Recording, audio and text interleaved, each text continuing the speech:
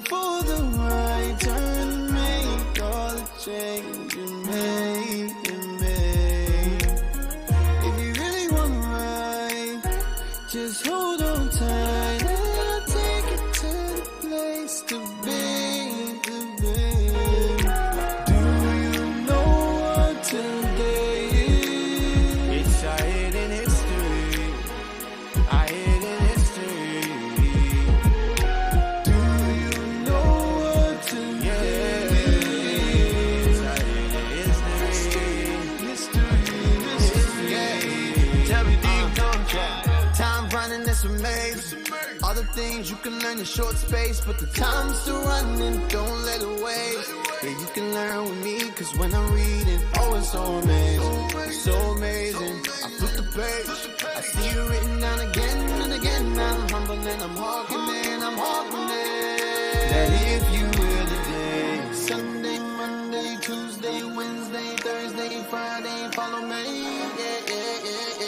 follow me, to the Saturday. Sunday, Monday, Tuesday, Wednesday, Thursday, Friday, Monday, to the Saturday. Then we go and keep it holy and make until the next day. Do you know what today is? It's our hidden history.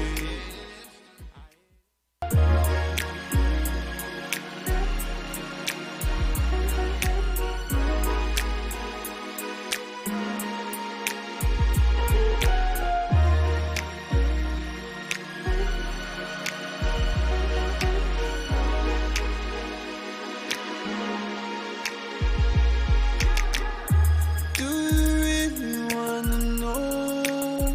Well, I really wanna know, yeah. Cause there's a place so amazing with all the things I really wanna know, yeah.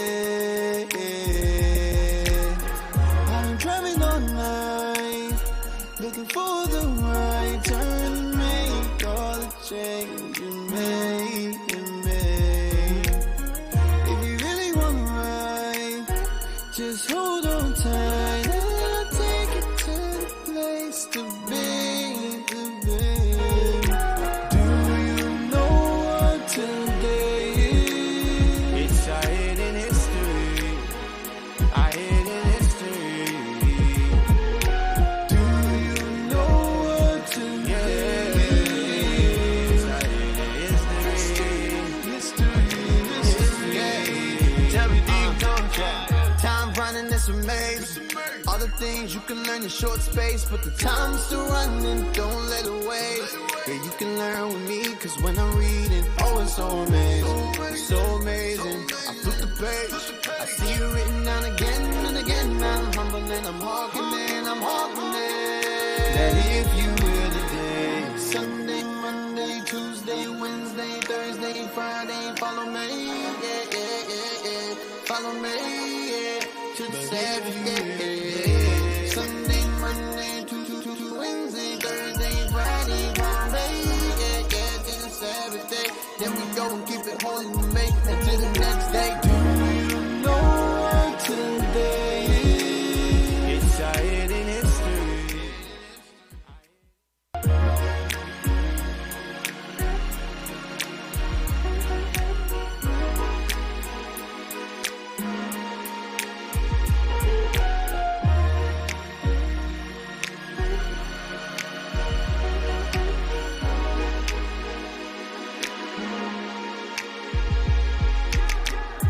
Do you really wanna know?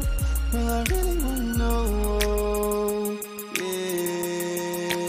Cause there's a place so amazing with all the things I really wanna know, yeah. I've been driving all night, looking for the right turn, make all the change you made. If you really want right, just hold on tight, and I'll take you to the place to be. Do you know what today is? It's our hidden history.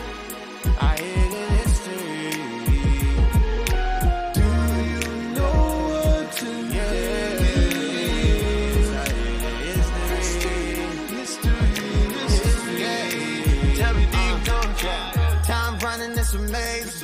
All the things you can learn in short space, but the time's still running, don't let it waste. Yeah, you can learn with me, cause when I'm reading, oh, it's so amazing. It's so amazing. I flip the page, I see you written down again and again. I'm humble and I'm hawking it, I'm hawking it. That if you will today, Sunday, Monday, Tuesday, Wednesday, Thursday, Friday, follow me, yeah, yeah, yeah, yeah. Follow me, yeah, to the Saturday. Sunday, Monday, Tuesday, Wednesday, Thursday, Friday, follow me, yeah, yeah, to the Saturday. Then we go and keep it holy and make it to the next day. Do you know what today is? It's our hidden history.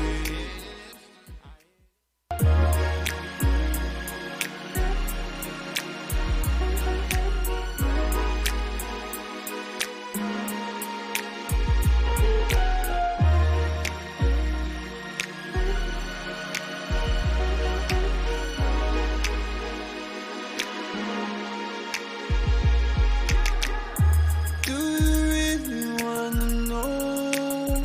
Well, I really wanna know. Yeah, cause there's a place so amazing with all the things I really wanna know. Yeah, yeah. I've been driving all night, looking for the right turn to make all the change you make. If you really want to ride, just hold on tight and I'll take you to the place to be, Do you know what today is? It's our hidden history. Our hidden history.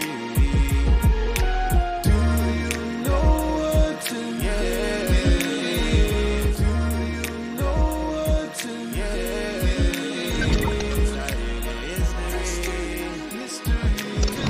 Yeah. Tell me, do you know? Time running is a maze. All the things you can learn in short space, but the time's still running, don't let it waste. Yeah, you can learn with me, cause when I'm reading, oh, it's so amazing. It's so amazing. I flip the page, I see you written down again and again. I'm humble and I'm hawking it, I'm hawking it. That if you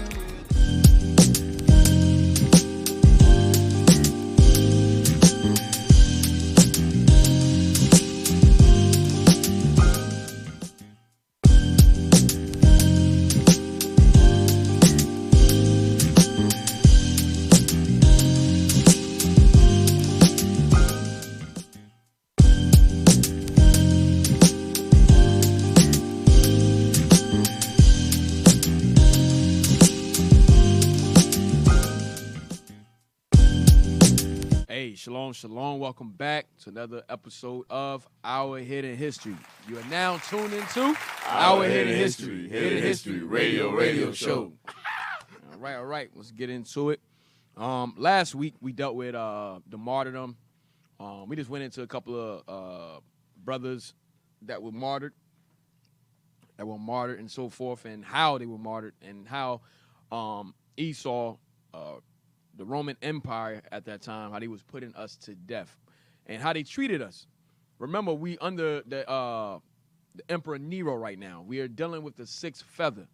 So with Nero, remember how he with the fire, how he accused us or whatever with the fire, and then it already put us. We already had a bad light as followers of Christ at that time. But when the fire happened, he blamed it on us because they already hated us. So after that gave us more notoriety. Because remember, one of the books that we went over said that it was like 30 years that we went unnoticed. We was under the radar for 30 years, right? After Christ, under the radar. But once the fire happened, then that put us in that light. And then they started setting laws and regulations. Hey, get the page where they said we was an empire within an empire. You know what I'm talking about? Empire within the empire. Now, I'm just recapping. What we're going to, this show right here, we're going to deal with what was going on, what led up to the event, what led up to 70 AD, what led up to it. All right? And you will see is nothing but niggerdom that was going on in the land. All right. Empire within an empire. No, that's a page. It's not on Telegram. It's a page. Yep. Let me see. Blow it up. Go to the next one. Next page. Come on, keep going. Keep going, keep going, keep going, keep going. Keep going. Hey, this is the book, History, Early Rome.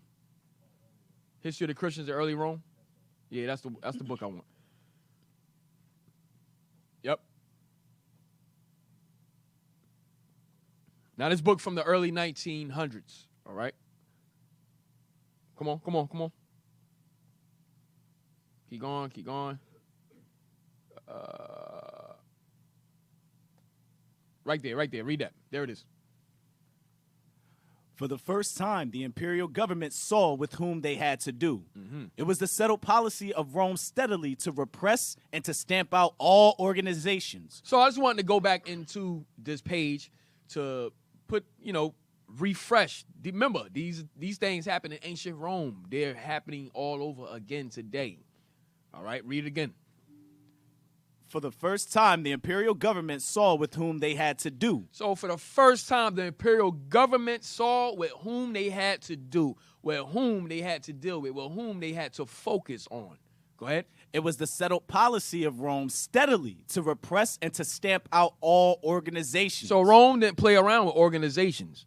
If you wasn't for Rome, they was going to stamp you out. So they didn't play around with any organizations. Go ahead. All self-governing communities. Any community that was self-governing, that tried to plan any seditions, or any treasons or anything against the government, okay, they stamped them out. Read on. Or clubs. Or any clubs. Read. As highly dangerous to the spirit of imperial policy. So they viewed these different clubs, organizations, and so forth as a highly dangerous spirit to the imperial policy. Go ahead. And as the result of the trials and inquiries which followed the fire of Rome, back in 64, 65 AD, go ahead, it found in the Christian community a living embodiment of this tendency which hitherto Rome has succeeded in crushing. Read. Found that in their midst. So Rome found in their midst, right at home, because remember, Rome was going into remember they had their foreign policies going on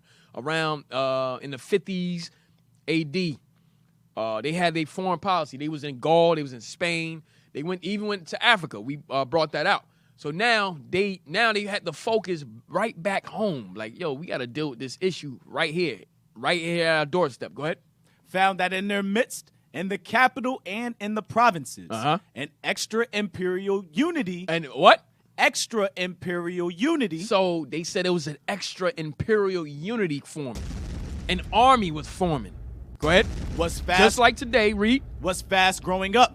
And it was fast growing up to the point they couldn't even stop it. It was growing. It was growing and growing. Go ahead. An empire within the empire.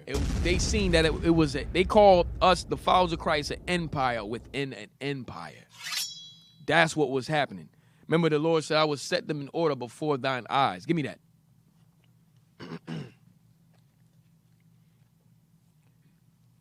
Give me that. That's Psalms, right? Yes, sir. Psalm 50. The book of Psalms, chapter 50 and verse 21.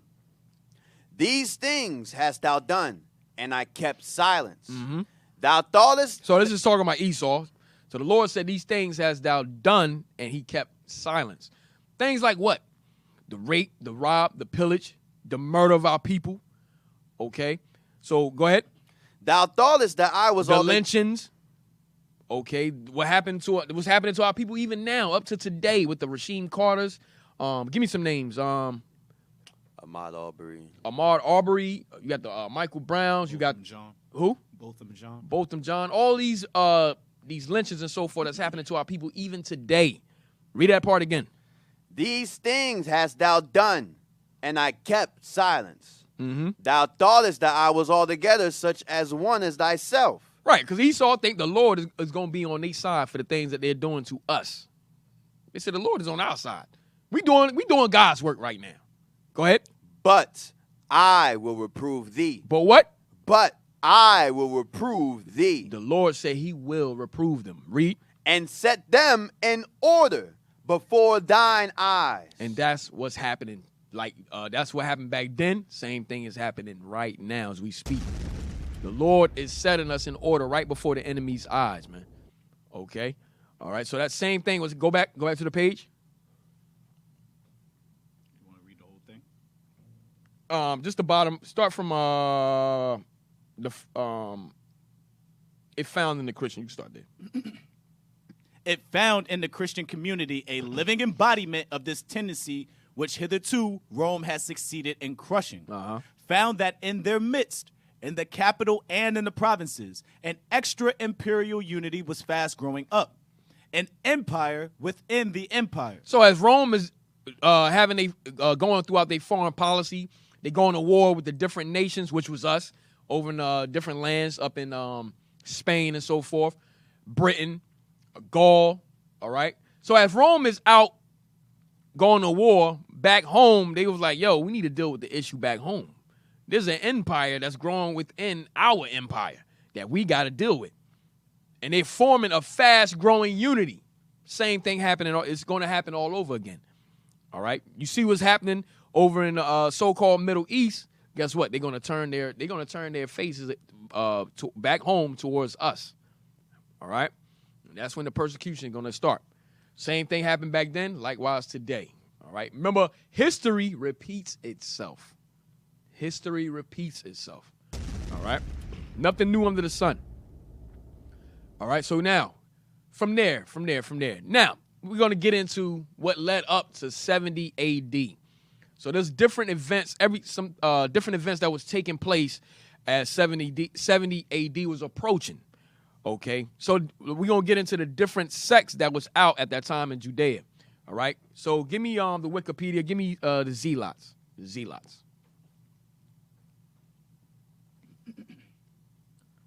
The Zealots. Read that.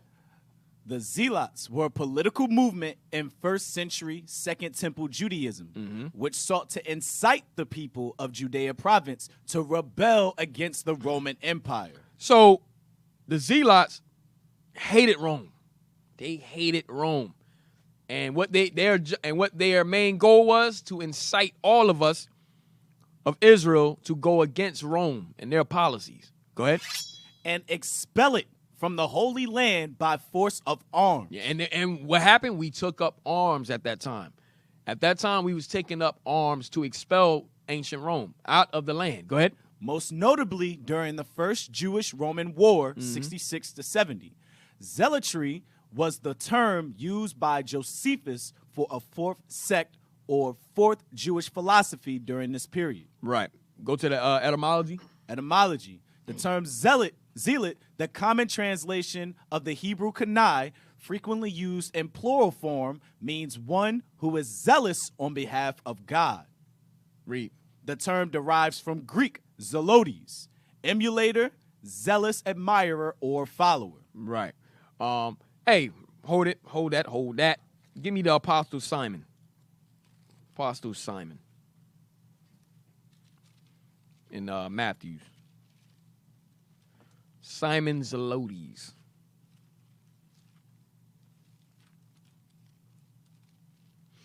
You know what I want, right? Simon Zelotes.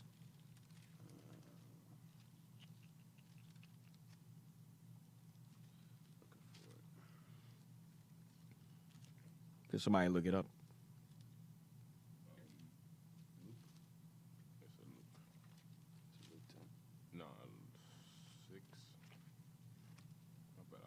Luke 6:15.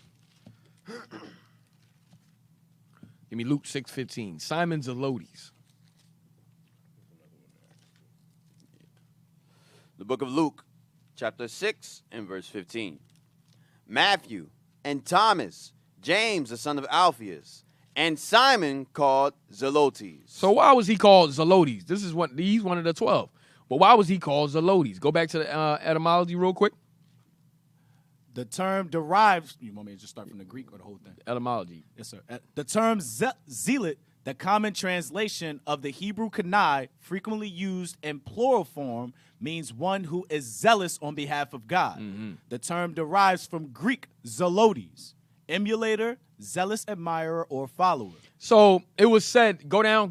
So it was said that Simon Zelotes, one of the 12, before he started following Christ, he was a zealot. He was a zealot. All right? That word, yeah, read that. Here you go. Simon the Zealot was... Start at others have. Why you skip that? Others have also argued that the group was not so clearly marked out before the First War of 66-70, as some have thought. Simon the Zealot was listed among the apostles selected by Jesus in the Gospel of Luke and in the Acts of the Apostles. He is called Canaanian in Mark and Matthew. Matthew chapter 10, verse 4, Mark chapter 3, verse 18. Right. Go up. Did we miss something? Go up. Yeah, according to the Jewish Encyclopedia article, read this right here. According to the Jewish Encyclopedia article on Zealots, Judah of Galilean is regarded as the founder of the Zealots. So that's Judas of Galilee. Judas of Galilee. Go ahead. Who are So he's the founder of the Zealots, and we're gonna get into that.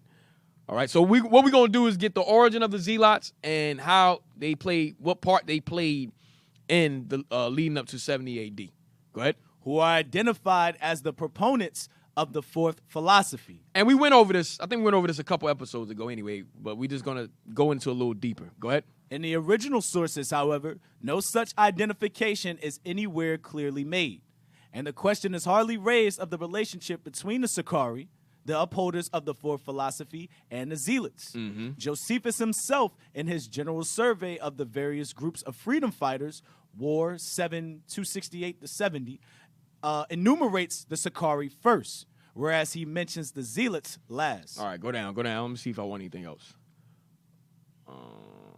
You can read, the Zealots had the leading role. The Zealots had the leading role in the First Jewish-Roman War, 66-73 CE. The Zealots objected to Roman rule and violently sought to eradicate it by generally targeting Romans and Greeks.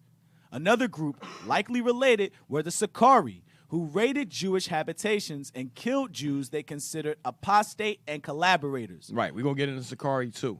Go ahead. While also urging Jews to fight Romans and other Jews for the cause. Josephus paints a very bleak picture of their activities as they instituted what he characterized as a murderous reign of terror prior to the Jewish temple's destruction. Hey, so as we get into this history, you're going to see it's like Chirac Hall in Jerusalem. All right? It's a gang war. It's like Bloods and Crips and gangster disciples. It's a whole war of us just fighting each other before 70 A.D. Okay, so we're going to get into all of that. How you'll see when we relate it up to today, how things was happening back then. Same thing today. All right. So from there, give me the page War of the Jews real quick. War of the Jews. Hey, get me give me Acts chapter 5. And you can start at verse 35. No, start at verse 34. Just hold it. Yes, sir. Blow it up. All right, so this is the book, War of the Jews. Okay. This book from the early 1900s also. I think 1920, 1930, somewhere around there. All right. Go ahead. Blow it up. The Great Zealot War. The new Roman Emperor Caligula, 37-41, appointed his friend Agrippa as the new Judean king. His father was Aristobulus, a prince assassinated by Herod, and his grandmother was the Hasmonean princess Marianne. So remember, Caligula was the fourth. He was the fourth feather. All right, go ahead. His Herodian Hasmonean blood and his friendship with Caligula was no help when the mad Roman insisted that Jews, like the Greeks of the realm, worship him and his likeness. Read. The Jewish refusal to worship the imperial cult brought on anti-Jewish riots in Alexandria, while in Yavne, an altar to the emperor. Hey, do me a favor. Look up the imperial cult. Look up the imperial cult real quick. Cause we read that a lot, the imperial cult, And as we get into this history more and more, you will see that we was getting put to death for not worshiping the imperial cult. All right. So as Rome and the emperors, as they were interrogating us, they was bringing us in, trying to make us informants and so forth. They would have us try to turn away from our faith, all right, or following Christ, all right, and to worship the imperial cult. Read that. The Roman imperial cult identified emperors and some members of their families with the divinely sanctioned authorities of the Roman state. So they were pretty much trying to call themselves the God Kings. All right. So they were lifting themselves up as a deity. Go ahead. Its framework was based on Roman and Greek precedents and was formulated during the early principate of Augustus. It was rapidly established throughout the empire and its provinces, with marked local variations in its reception and expression. So as we get into this history, you're going to see that we didn't want to worship the imperial cult, which was Caesar. That's the imperial cult. All right. Same. Hey, back then it was, do you want to worship Christ or you want to worship Caesar? So they was they was torturing us, trying to force us to worship Caesar. All right. Just like, hey, they're going to do the same. They're going either you going to worship Christ or Caesar both. That's what was happening. So Caesar was a Caesar bow at that time. Go ahead. Go back. Let me see if there's any more on that. Go down. Yeah, a deceased emperor. Read that. A deceased emperor held worthy of the honor could be voted a state divinity. Go down. Go back up. All right. Augustus' reforms transform. Read that. Augustus's reforms transformed Rome's republican system of government to a de facto monarchy, couched in traditional Roman practices and republican values. The princeps emperor was expected to balance the interests of the Roman military, senate, and people, and to maintain peace, security, and prosperity throughout an ethnically diverse empire. Read. The official offer to cultists to the official offer of cultists to a living emperor acknowledged his office and rule as divinely approved and constitutional. You see that? So the official offer of cultists to a living emperor acknowledged his office and rule as a divinely approved and constitutional. Read.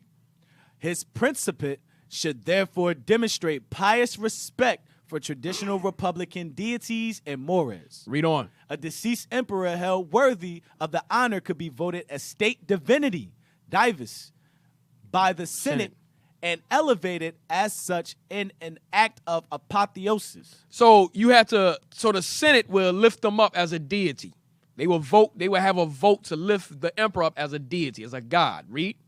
The granting of apotheosis served religious, political, and moral judgment on imperial rulers and allowed living emperors to associate themselves with a well-regarded lineage of imperial divi from which unpopular or unworthy predecessors... Go down, go to imperial cult. Let me see.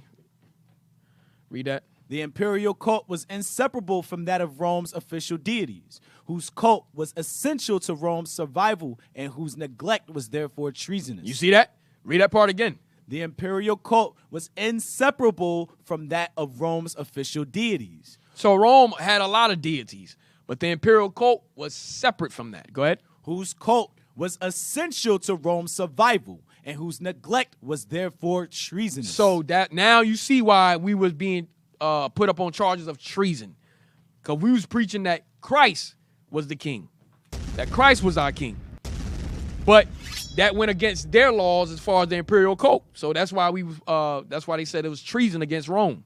All right, because we didn't want to worship their imperial cult. We didn't want to worship their gods. Go ahead. Traditional cult was a focus of imperial revivalist legislation under Decius and Diocletian. All right, that's it. You go down and see if anything else. Read that real quick. Roman background. For 5 centuries, the Roman Republic did not give worship to any historic figure or any living man, although surrounded by divine and semi-divine monarchies. Rome's legendary kings have been its masters. With their removal, Republican Romans could identify Romulus, the founder of the city, with the god Quirinus, and still retain Republican liberty. Right, go down. All right, that's all I want on that. All right, so now go back to where we was at, the page. Can we read a script real quick? Yes, yes, sir. John 19 and 12, down to 15. To prove what we were just reading about the imperial cult. Because that was a charge Christ was charged with. Remember when he was killed, it said King of the Jews. So it was a treasonous act to even proclaim yourself to be a king. Read. The book of John, chapter 19 and verse 12. And from thenceforth Pilate sought to release him. But the Jews cried out, saying, If thou let this man go, thou art not Caesar's friend. Whosoever maketh himself a king speaketh against Caesar. You see, you're speaking against the imperial cult Yep. if you say you're a king. Because that's what we were proclaiming, that Christ is king. Read. When Pilate therefore heard that saying, he brought Jesus forth, and sat down in the judgment seat in a place that is called the pavement, but in the Hebrew, Gabbatha. And it was the preparation of the Passover, and about the 6th hour. And he saith unto the Jews, Behold your king. But they cried out, Away with him, crucify him. Pilate saith unto them, Shall I crucify your king? The chief priests answered, We have no king but Caesar. You see, they were adhering to the imperial cult, and they were using that law in order to crucify Christ and to kill Christ. Right. Like, yo, he's not our king. Our only king is Caesar. What's happening? Well, I'm so confused. He hit his friend up like, oh, that was me. wrong timing. Yeah, wrong timing. But yeah, Go so ahead. that was what they were using to get Christ crucified and killed. And then, obviously, if it's happening to Christ, it's going to happen to us. They're going to use the same thing as we've been reading throughout the weeks. That's what was happening to us. We were going against the imperial cult. They were getting us on treason. Whether we were innocent or not, it didn't matter. hey, we going against the imperial cult today. Yes. Right. All right, which is Caesar Bo. That's the imperial cult today. Okay? And Christianity. All right. So those are was it Muhammad with Islam. Okay. Give me Deuteronomy 28:64 real quick. Freaking read it. It said if you anybody says anyone but Caesar is king, you're going against them. Yeah, you going against it. Just the fact that we're saying Christ is black, we have a black Messiah according to the scriptures. You're going against. You automatically going Yep. against the imperial cult. Yep. Read that. The book of Deuteronomy, chapter 28 and verse 64. And the Lord shall scatter thee among all people, from the one end of the earth even unto the other.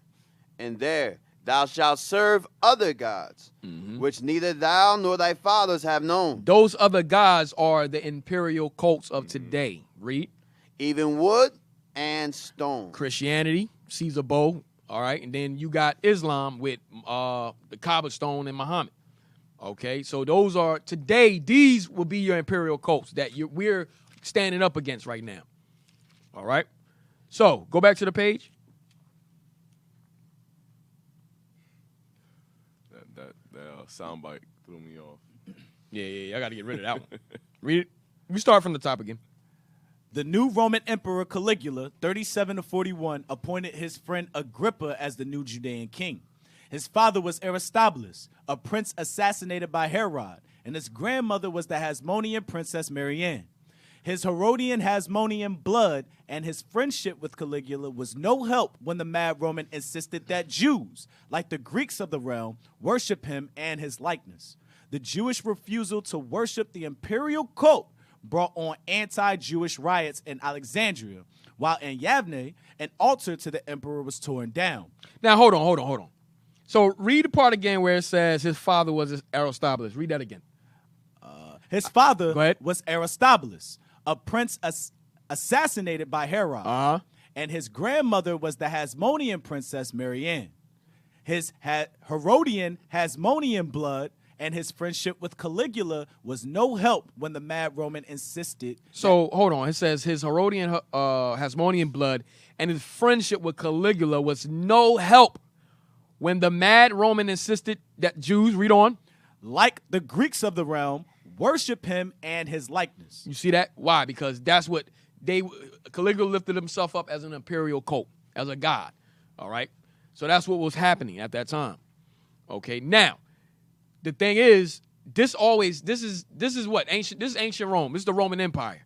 Remember with Daniel. Same thing happened with Daniel. Give me that with Daniel, I think it's Daniel 3.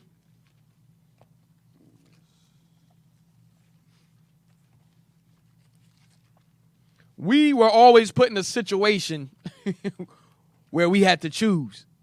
They always put us in a situation where they want us to choose between our God and their gods. And this happened in every captivity. The book of Daniel. Let me start verse 3:16. Yeah.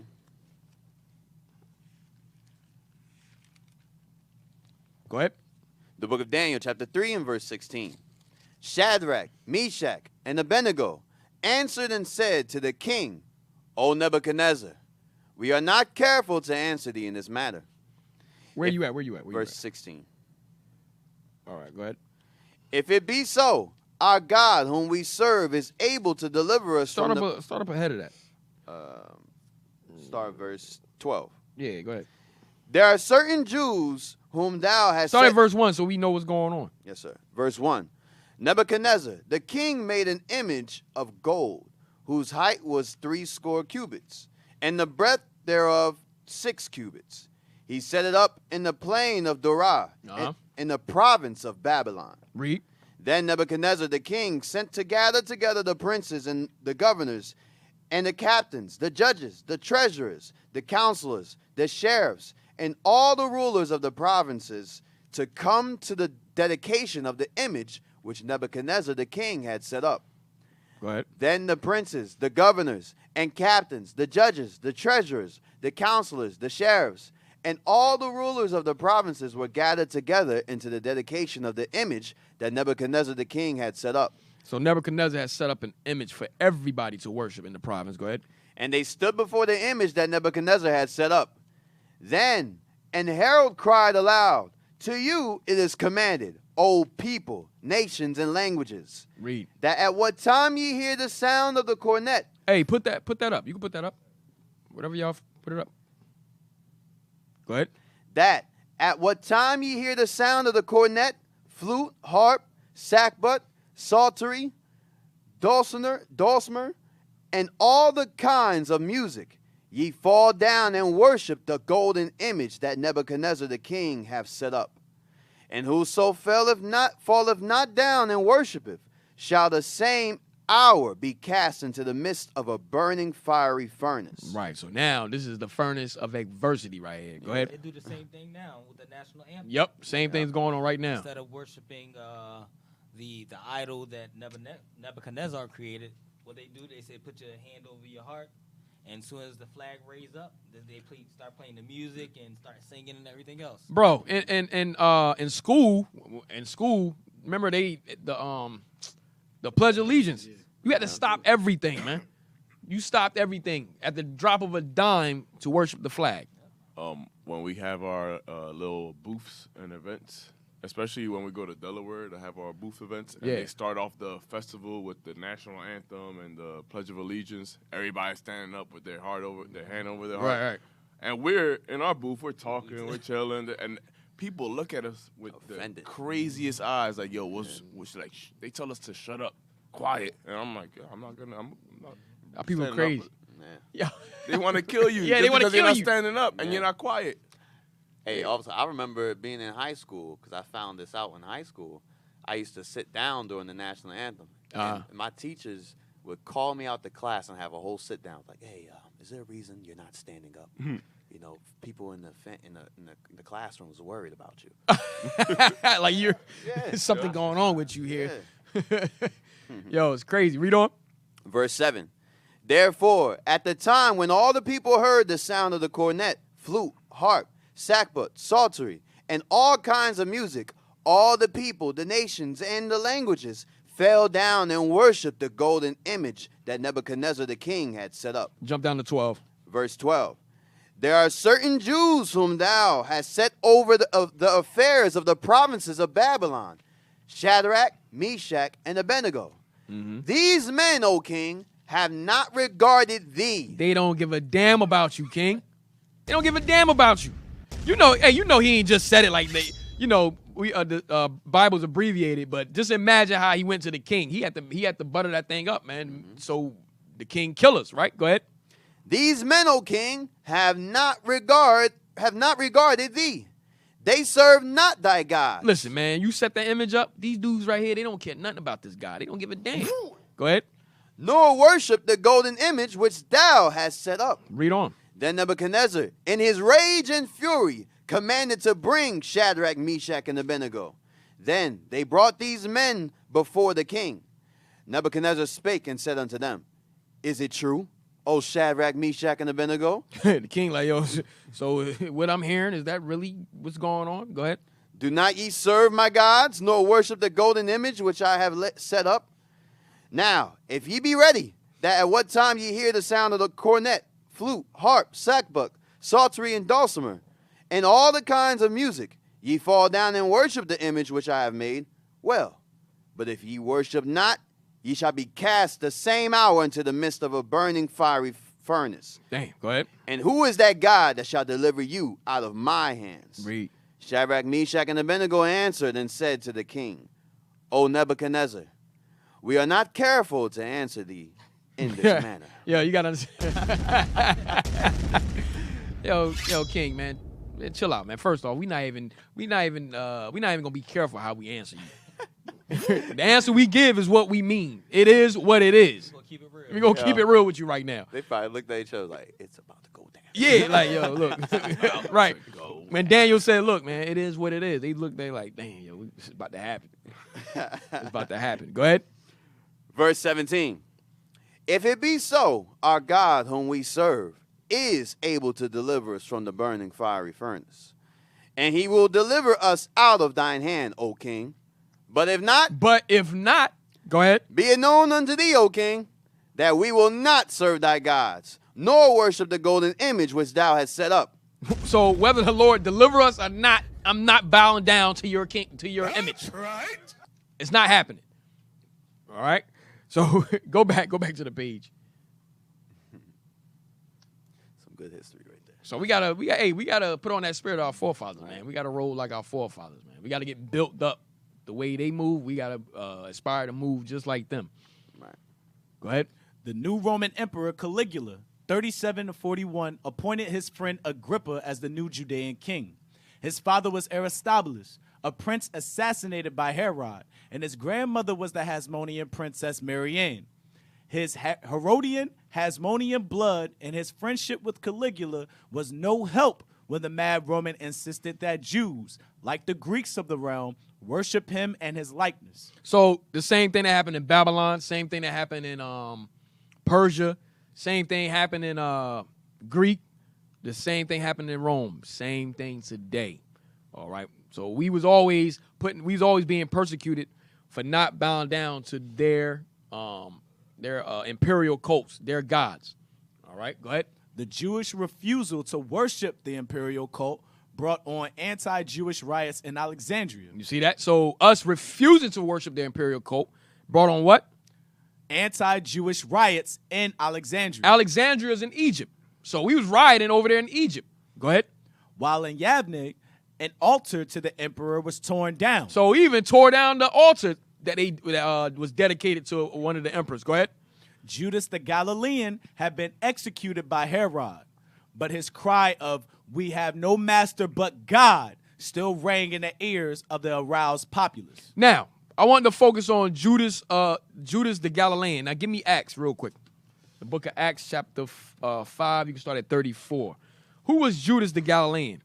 Remember, we starting to lead up to the different factions, the different gangs, the different sects that rose up leading up to the events of 70 A.D. That started the events that led up to 70 A.D. Read that. The book of Acts, chapter 5 and verse 34. Hey, yeah, go ahead. Then stood there up one in the council. One second, before you read that. Hey, let me see what other page. Go back to War of the Jews. Go to the next page.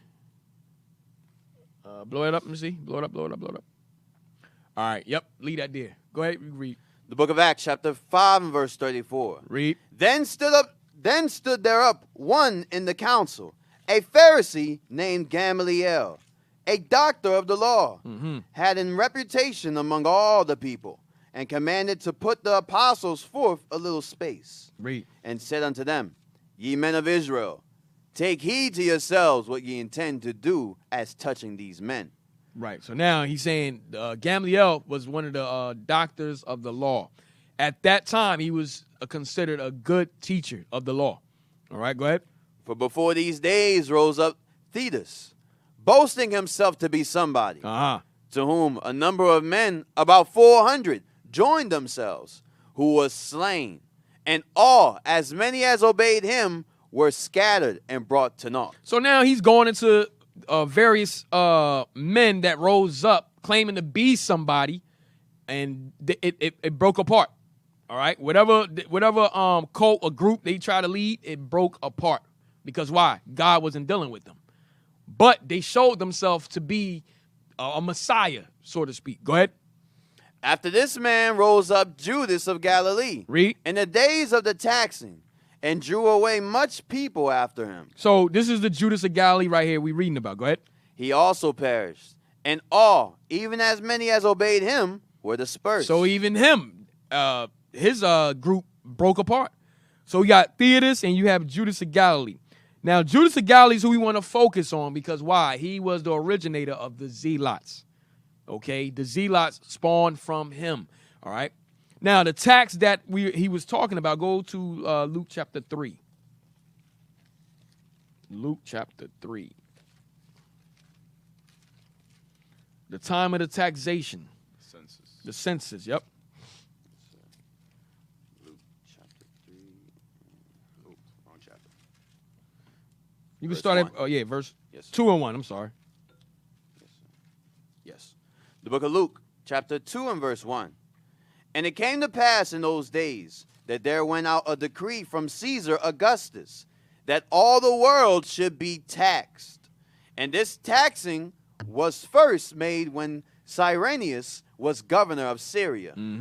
And all went to be taxed, every one into his own city. So everybody went to be taxed, everybody in their own city. This was throughout the whole province of Rome. Read. And Joseph also went up from Galilee, out of the city of Nazareth, into Judea, unto the city of David, which is called Bethlehem, because he was of the house and lineage of David. Now, at the same time that Joseph went to go be taxed, you got Judas of Galilee rising up saying, nah, he said, nah, he building a army, a revolt against the taxation that was happening right here. So you see Joseph said, nah, I ain't getting involved in that. Joseph went and got taxed. Joseph obeyed the law of the land. But Judas of Galilee said, nah, we shouldn't get taxed. So he revolted against it, all right? Now, give me the page. Hey, officer, what we read in Acts 4 is basically like Gamaliel going over black history like we do today. We talk about Malcolm X. We talk about Marcus Garvey, how all those things came to naught eventually because it wasn't of the Lord. The Black Panther movement, all that. I'm gonna bring that up. The black nationalists, how things, remember, this history parallel with each other. Ancient Rome and America parallels with each other because America is the extension of ancient Rome. So the same, remember, history repeats itself. Same things happen all over. Same spirits come back, do the same thing. Go ahead. Judea's renaissance came to a crashing halt with Agrippa's sudden death in 41 CE. Read. The Judean dynasty was cut by Claudius, who annexed Palestine outright and placed her under the misrule of procreators, Governors. who answered to the governor in Damascus. Read. The anti-Jewish procurators tampered with the high priesthood, beheaded religious troublemakers like the false prophet Theodos. Right. And crucified potential rebel leaders like the sons of Judas the Galilean. One sec. Hey, do you have the page with that goes in depth with Theodos? how he tried to blow down his whole purpose was to show the people that he was the Messiah. That's what he to blow down the wall. Yeah. That's- Do you have that page? I'll look for it. All right, keep reading. We gonna get more in depth with Theaters. Go ahead. Other incidents that aroused the populace included overzealous use of force and quieting an angry Passover crowd of worshipers at the temple and siding with the not very good Samaritans who had murdered innocent pilgrims. The British mandate. Whoa. Read that again. Other incidents. I missed something. Go ahead. Other incidents that aroused the populace included overzealous use of force and quieting an angry Passover crowd of worshipers. Because at this time, it was the time of the Passover. And we crowded Jerusalem at that time. Crowded. Go ahead. At the temple and siding with the not very good Samaritans who had murdered innocent pilgrims. So Northern Kingdom was murdering Southern Kingdom. It was a war going on. Yep. Go ahead. The British mandate of Palestine would have continued on indefinitely had the British not likewise sided with those who massacred Jews at will. Read on. Sensing trouble, Claudius gave the late king's son, Agrippa II, control of the Temple Mount and the high priesthood. The newest procurator, Felix, was also guilty of fanning the hatred of the growing Zealot camp with harsh reactions to discontent. The Zealots stepped up the resistance by assassinating Roman sympathizers. Among them, the corrupt high priest Jonathan. So the Zealots, they were killing and assassinating those that sympathized with Rome. Okay, whoever was supporters of Rome or the Herodians, the Zealots, they wasn't having that. They was murdering them. Go ahead. The patriotic terrorists, akin to the Stern Gang in Palestine of the 1940s, would strike imperialist foes with concealed daggers and then melt into the alleyways of Jerusalem. Their leaders were Menachem and Eleazar ben Yair, the grandson and nephew of Zealot leader Judas the Galilean. You see that? So Judas the Galilean, he started the Zealots. All right, that's where and possibly Simon Zelotes was a part of the Zealots. All right, of Judas the Galilean. All right, who did not want to conform to paying taxes. There's a page I think I had given it to y'all about. I got the page. It's 240 and 241 about theaters. The blowing down the wall. Yeah. Get that real quick. Bring that up. The history of the Jews. Yep. There's another. It tells you about how there were some people from Galilee trying to go to Jerusalem for a feast, and they had to walk through Samaria. They got into a fight with the Samaritans and got killed. Right. So then the Zealots, the Sicarii, went into Samaria and started murking a whole bunch of Samaritans. Getting revenge. Yep. It's gang wars. Gang wars. Yep. As we get into this history, you'll see it was a gang war. You'll see the same Bloods and Crips all over. It's happening. It was happening here likewise today. It was a bunch of niggas that's running rampant. Wow. We start at besides the and spirit hated order of anarchy at the bottom. The second Go down. paragraph.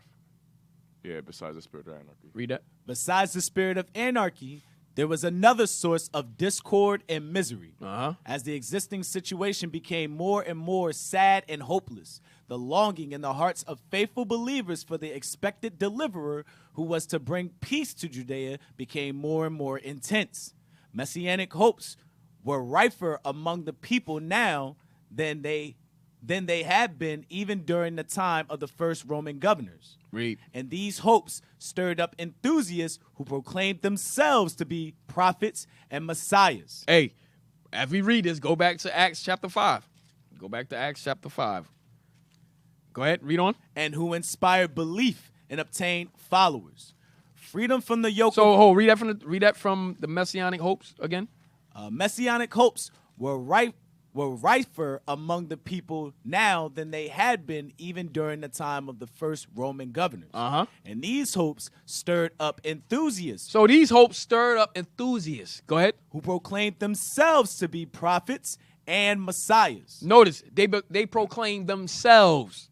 No, the Lord didn't set them up. They proclaimed themselves to be prophets and messiahs. Read. And who inspired belief and obtained followers. They wasn't following Christ when he was on the earth. You know what's crazy? It says the Messianic hope because the people had hope in the Messiah because we were being oppressed. So these people they were opportunists. They saw that the people wanted a Messiah, so like, you know what? Let me take that mantle and be the HNIC. Right. Let me take that mantle.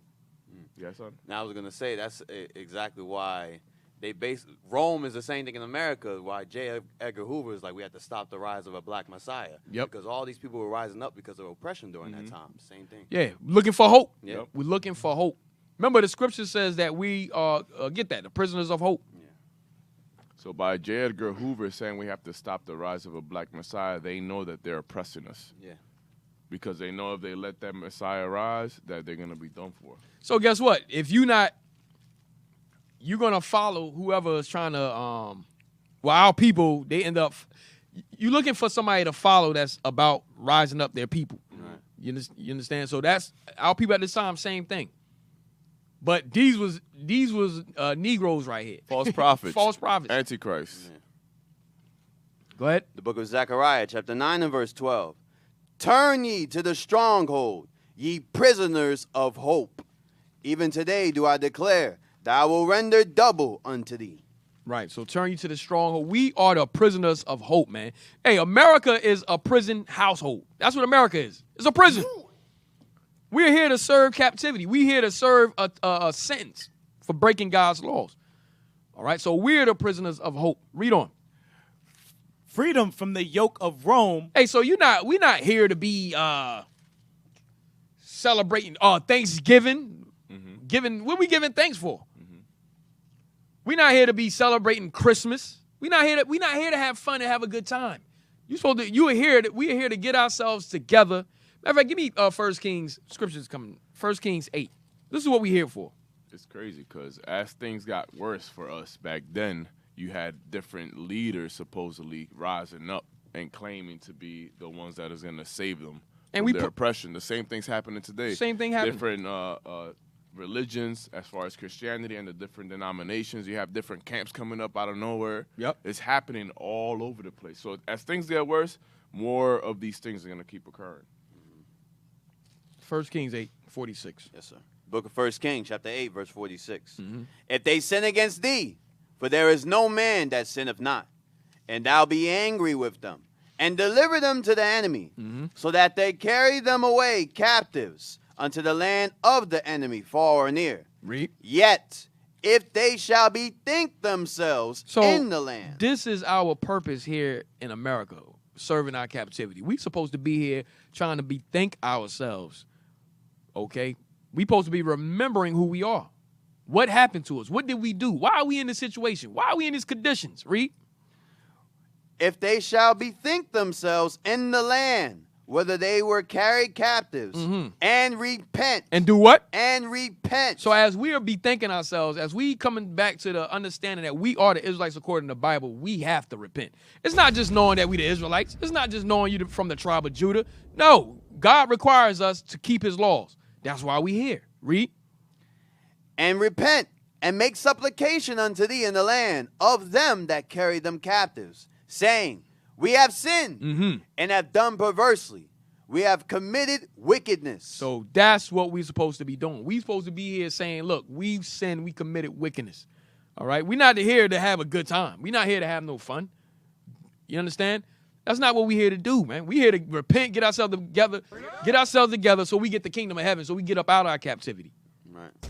But our people got things misconstrued, thinking, oh, Thanksgiving for us, Christmas is for us, New Year's is for us. Nah, these holidays are not for us. The Bible says, the Lord says for us to separate from the unclean thing and touch not the unclean thing. All right? Hey, this is exactly what Daniel did. When you read Daniel chapter 9, he searched the scriptures, found out he's going to be there for 70 years, and he repented. Everything we read in 1 Kings 8, he did everything listed there. Right. He separated from the unclean thing because he said, I don't want to take part in the king's meat. Yes, exactly. You know? So we're supposed to be likewise doing the same thing. All right, go back.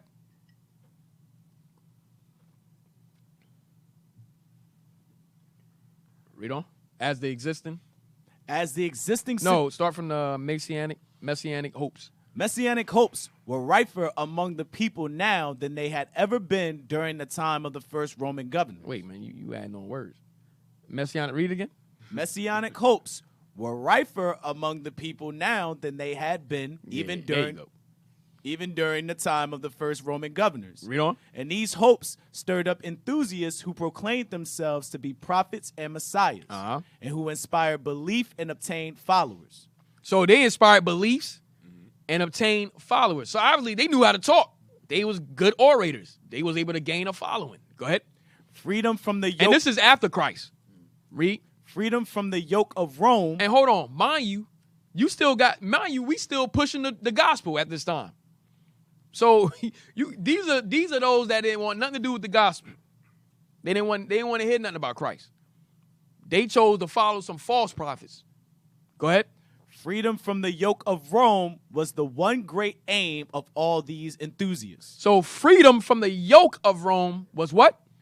Was the one great aim of all these enthusiasts. That's all they wanted. They wanted freedom from the yoke of Rome. That's Luke 168 down. Right. They knew the Messiah was going to come and save us from our enemies. So they took up that same mission, but it wasn't the right one. But this time wasn't the time. No, it wasn't.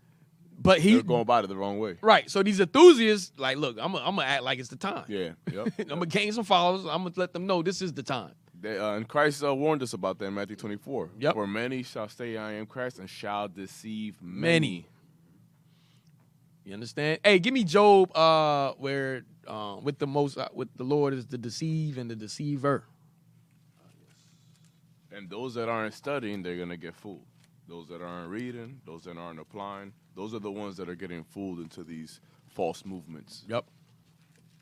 The book of Job, chapter 12 and verse 16. Hey, I'm sorry, man. One enthusiast today is, what's his name? Billy Carson. Yeah.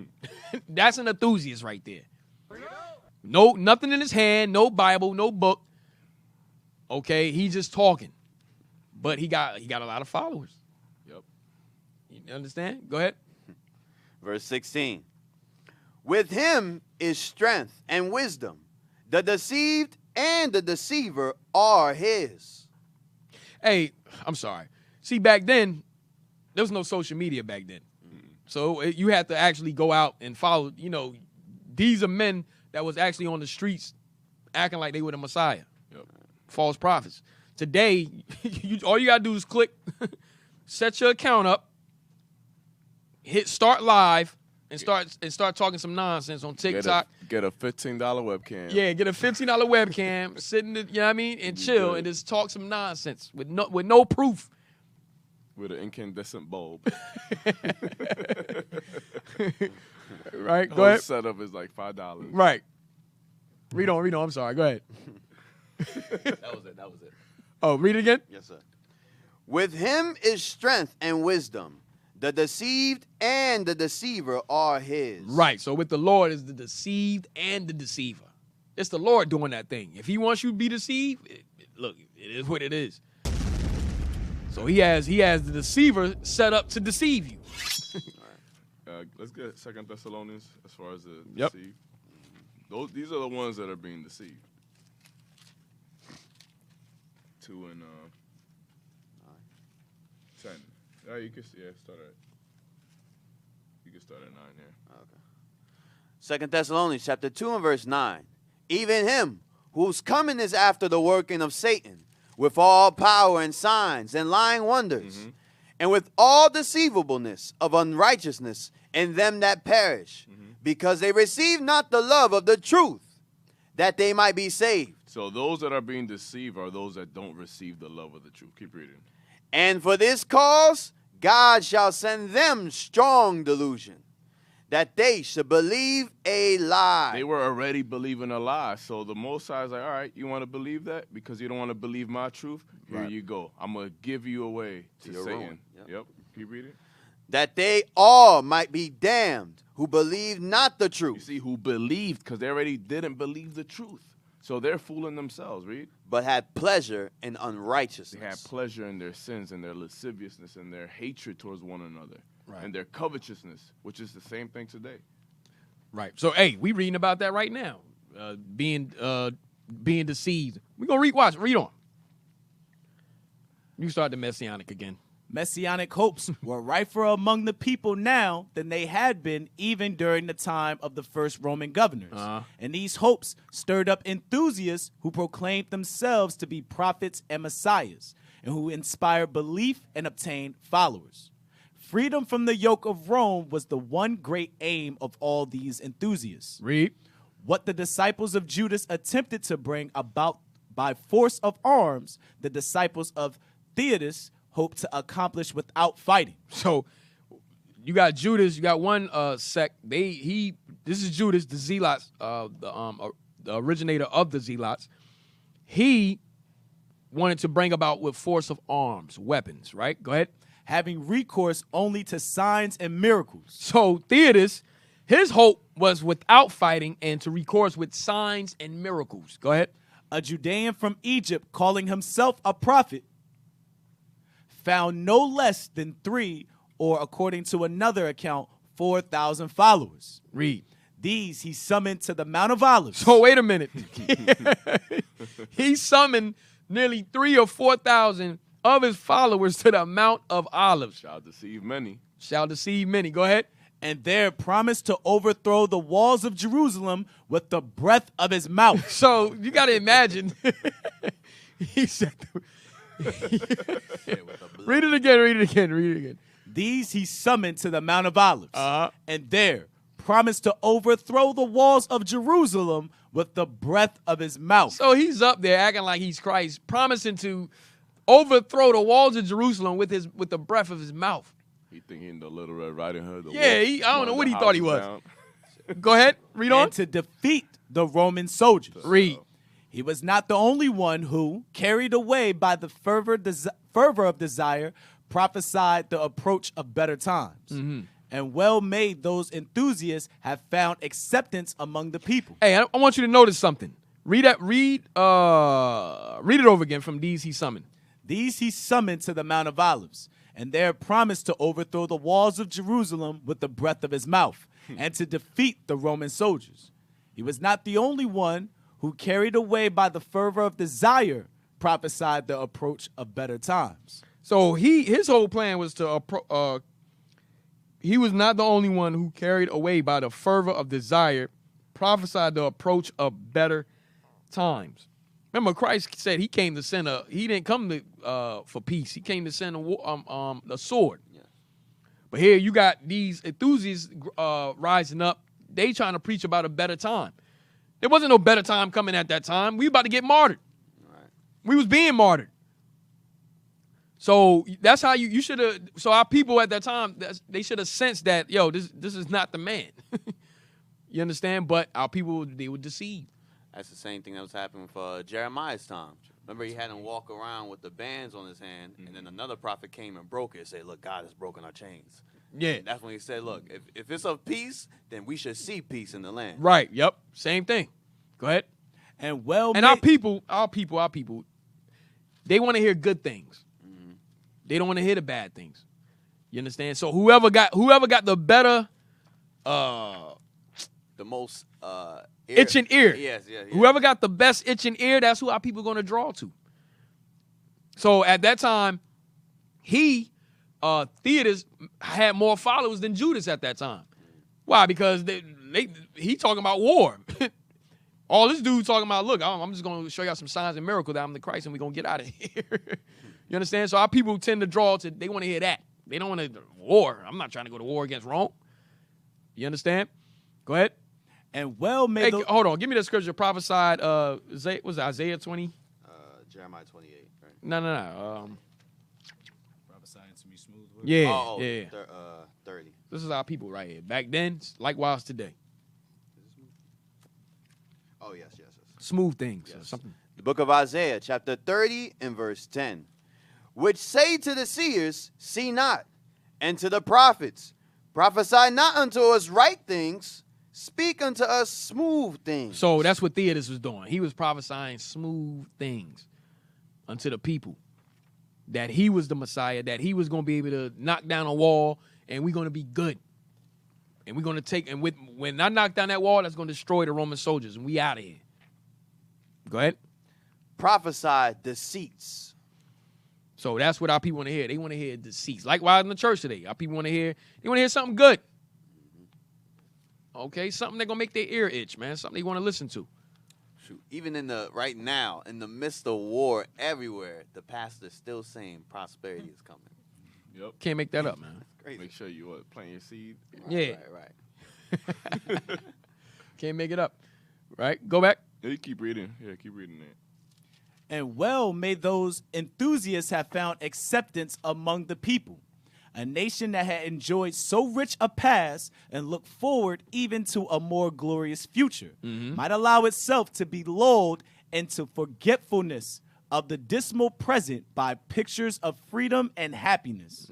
Oh, read that again. A nation. A nation that had enjoyed so rich a past and looked forward even to a more glorious future. And we did. We did look forward to a more glorious future. Go ahead. Might allow itself to be lulled into forgetfulness. So we allowed ourselves, we were deceived into forgetfulness of what? Of the dismal present. Of the dismal present of what was happening, the oppression that was happening.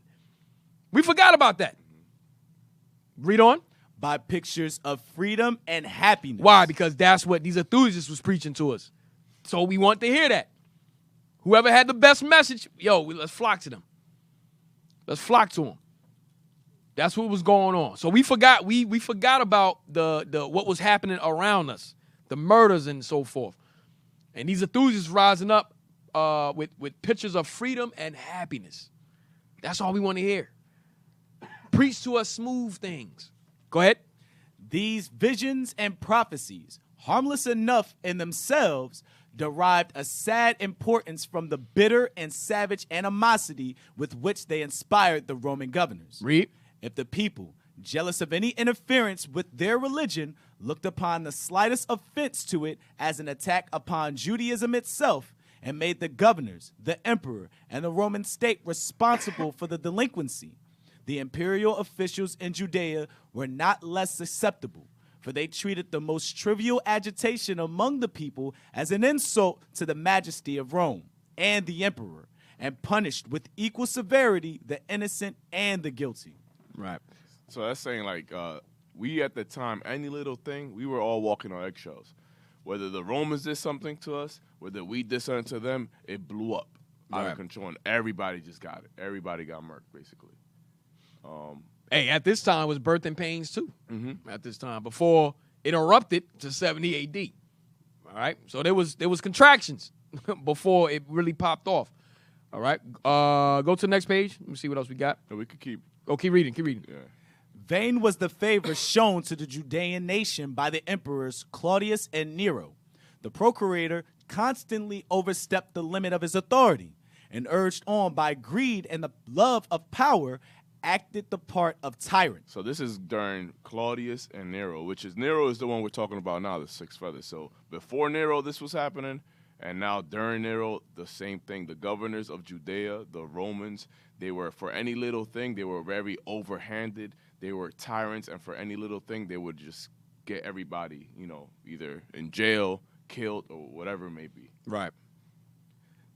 Go ahead. Judea had the misfortune to be almost always governed by depraved creatures who owed their position to the reckless favorites who ruled at court. They rivaled one another in acts of wickedness and cruelty, thus ever increasing the discontent and provoking the wrath of the people. Cumanus, who succeeded Tiberius Alexander about 48 to 52. Let's go to the next page, 242. Yep. It was the governor of Judea who first excited the resentment of the people. Jealous suspicion of any great concourse of people assembled in the temple, a suspicion which, since the revolt at the time of the census, had become traditional among the Roman governors, induced Cumanus at the time of the Passover to place an armed cohort in the colonnade of the temple to watch the throngs which gathered there during that festival. I wouldn't be surprised if Judas was like one of the starters of those revolts during the census on Passover. Yeah, he was. The governor says it was a custom now that when the census came along during Passover, that there was always what was it? It says here. Read again. Go up a little bit.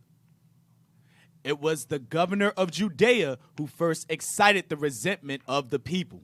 Jealous suspicion of any great concourse of people assembled in the temple, a suspicion which, since the revolt at the time of the census, had become... That revolt at the time of the census was Judas. Yep. Go ahead.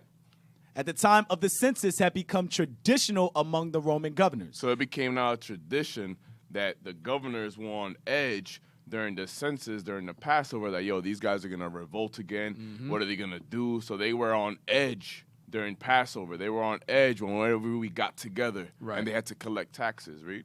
Induced Cumanus at the time of the Passover to place an armed cohort in the colonnade of the temple to watch the throngs which gathered there during that festival. Hey, America do the same thing today. Don't they place like when big events happen? Yeah, street festivals, Street parades, festivals. it's like surrounded with cops and They do the same thing today, just in case something pop off, because they know how we get down.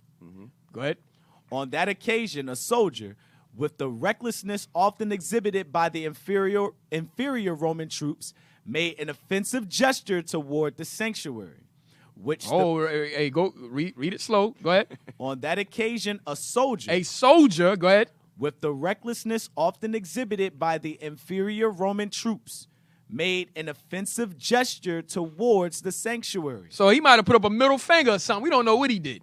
Right? Go ahead. which the people interpreted as an insult to their temple. Temple. So we took that. What that Roman soldier did, it was a rap for him. We took that as an insult. Go ahead. Carried away by indignation and anger, they threw stones at the soldiers and abused the governor. Read. A tumult ensued, which threatened to become a serious sedition. Cumanus ordered fresh troops to advance and take possession of the fortress of Antonia, and assuming a menacing aspect, alarmed the people assembled round the temple, who now hastened to escape from his reach. In their anxiety to get away, the crowds pressed fearfully through the various places of exit, and it is believed that more than 10 or indeed 20,000 persons were suffocated or trampled to death. Dang. crazy.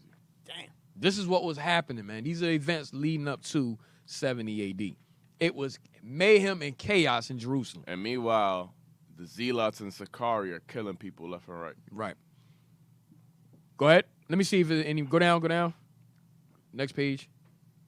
Next page, yeah, with another occurrence. Hey, let's take a break real quick. Let's go to break real quick, and then we'll continue. All right, so we're going to take a break, and we'll be back. You can call us at 267-702-6121, or you can text us at 267-702-6121. All right, we're going to take a break. Shalom. Man, Jehovah's Witness got We work with anybody and form coalition with anybody Today was a day that of war, has revolution and the on Most their High got mind. the victory. We might not be back. I might be in jail. I might be anywhere. But when I leave, you can remember I said, with the last words on my lips, Who's the I king? am Who's the king? a revolutionary. Yes, sir. Stop, yes, sir. 100 years later, unity. The Negro still is not free. It's only the Lord. And the Father's right. It's right. It's right. It's right. It's right. It's right. We want justice by any means necessary. This is a revolution of God. This time that we live in, the greatest time on earth, spiritual and physical revolution. That is the only time we can Proverbs chapter 14 and verse 5. A faithful witness will not lie. A faithful witness will not lie. But a false witness will utter lies. But a false witness will utter lies. Don't run so much to that.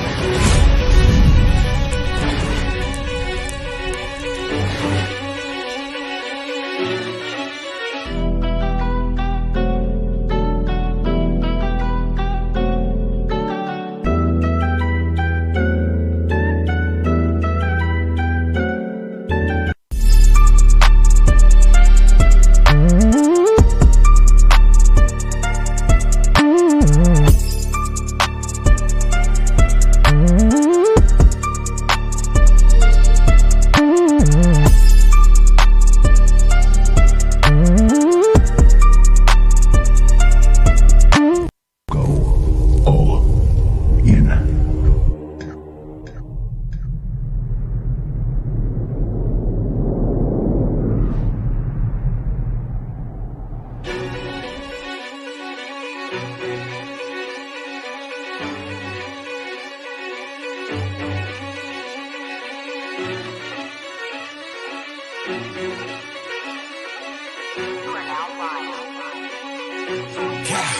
can tell by my gait that I'm all in. You can tell by my faith that I'm all in. Front line with the truth, I'ma fall in. Even if it's a dead end, going all in. You can tell by the things I'm involved in. I can lose it all for my calling. If I die for the truth, it's a win-win. And going to the end, going all in. Going all in. Going in, going all in. Going all in. I'm going in, going all in. You can tell by the things I'm involved in. I can lose it all for my calling. If I die for the truth, it's a win-win. And going to the end, going all in. Going all in. Sole purpose for coming out here is to gather the elect of our brothers and sisters scattered in the diaspora. King Solomon was the son of King David. Jesus Christ come from that bloodline. So Jesus Christ is not a white man. Jesus Christ is a black man. Those brokenhearted, read on from what? To preach deliverance to the captives. Read on. And recovering of sight to the blind. Recovering the sight to the blind, those that have been blinded through religion. Because religion teaches us everything outside of the Bible. Exploitation en Ecuador, Venezuela, Colombia, Sudamérica, Chile, Argentina, México, Salvador, Honduras, Nicaragua, todo donde están las 12 tribus. Jesus, igual aqui fazer, a cabeça deu, a cabeça. Now we are lost sheep. We have to go back. We should encourage ourselves that we are Israelites.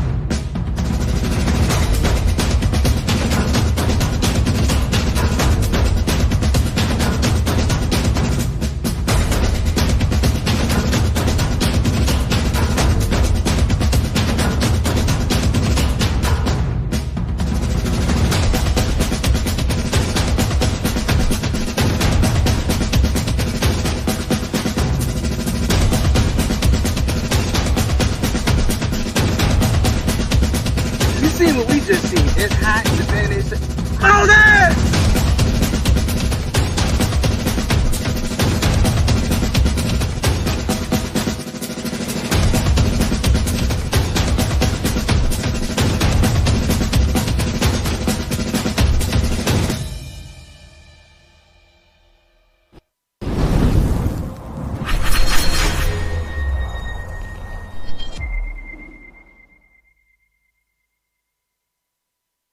We have to go to the root. We have to go to the cause. Dealing with the condition itself is not enough. And it is because of our effort toward getting straight to the root that people oftentimes think we're dealing in hate.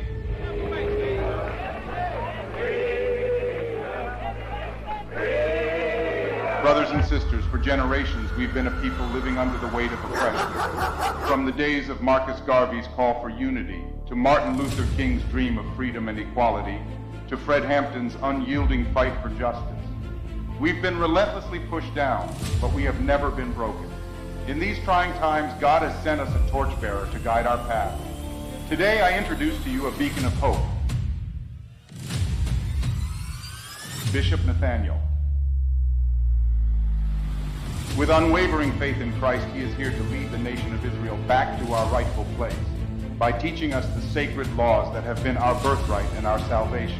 Christ was the truest of all revolutionaries, and each one of us have to pattern ourselves in his image.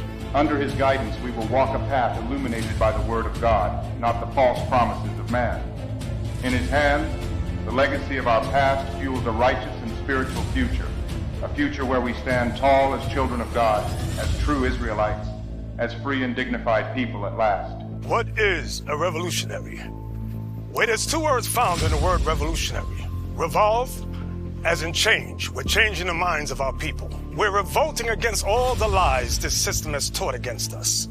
The Bible prophesies about 144,000 true revolutionaries. And finally, my brother, be strong in the Lord. His word, His word, His word, His word, His word.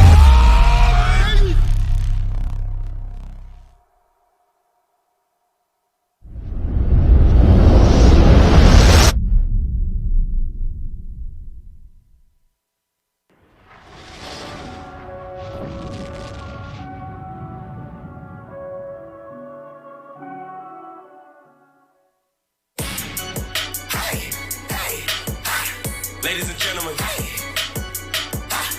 there's a dream king. Let's go.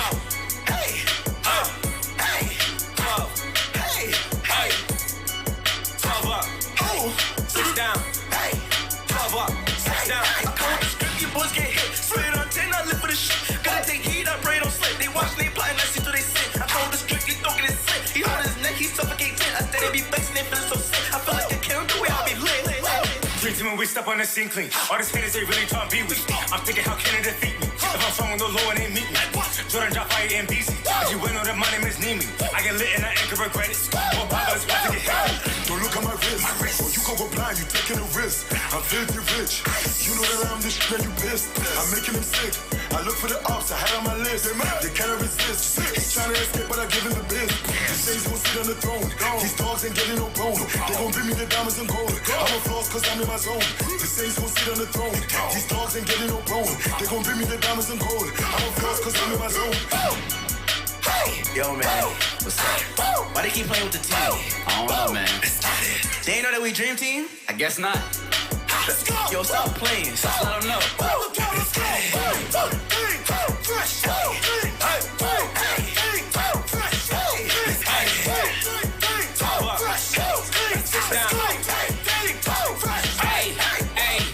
My whip be a horse, no Rari. I'm switching the lanes, no Tory. So hot, just call me Safari. I'm ice out, look at the glory. My ops gon' bow before me. Talk shit, then it's gon' be gory. Road dogs pulled up with a big strap. Killers so cold, ain't sorry. Me and BZ know we go way back. Way in the basement, whipping the playback. Mistakes I done pay for my sins, though. Took L's, now I'm coming for payback. These guys better know I don't play that. All the shit they talk, get traced back. Excalibur, look how I slay that. Like bad boy, take that. For all you haters out there, I know you wanted me to fall, but yo, he ain't got my back. I'm strapped, and I'm strapped.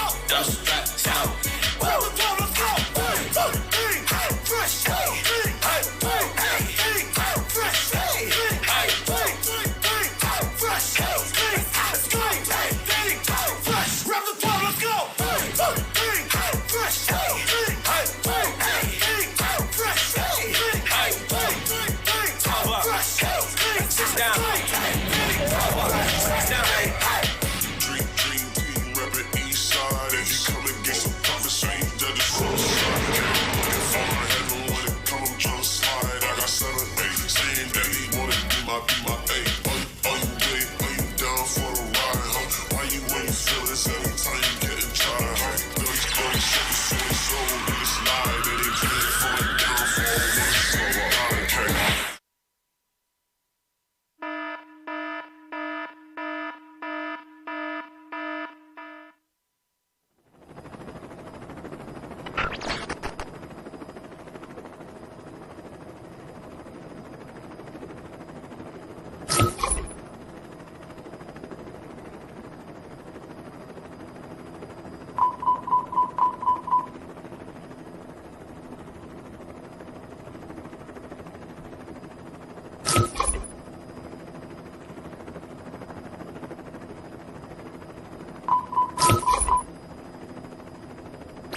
Shalom, Israel, Most High in Christ bless. Deacon Isaac here. We are in India, live in India. Sole purpose for coming out here is to gather the elect of our brothers and sisters scattered in the diaspora, also known as the seedy people. Ever since 2003, the Most High in Christ moved the spirit of Bishop Nathaniel, the founder of IUIC, with one sole purpose, and that is to gather the elect of our people, which are scattered throughout the four corners of the earth. One motto that we follow in Israel United in Christ is vision, action, and reality. So there's no more time to be fighting over a corner. What you see going on in the States, we have brothers fighting over corners. The Most High said in Ezekiel chapter 11, verse 16, that he shall be a sanctuary to us where he has scattered us. So what's the purpose of us being here? Not only to gather our people, but to leave them a refuge, leave them a place here, a sanctuary that they could come together, gather themselves together in these last days to learn their nationality and to learn who they are. So you brothers and sisters who follow IUIC, continue to donate, continue to support the mission, and help us establish a sanctuary here amongst our people. Shalom.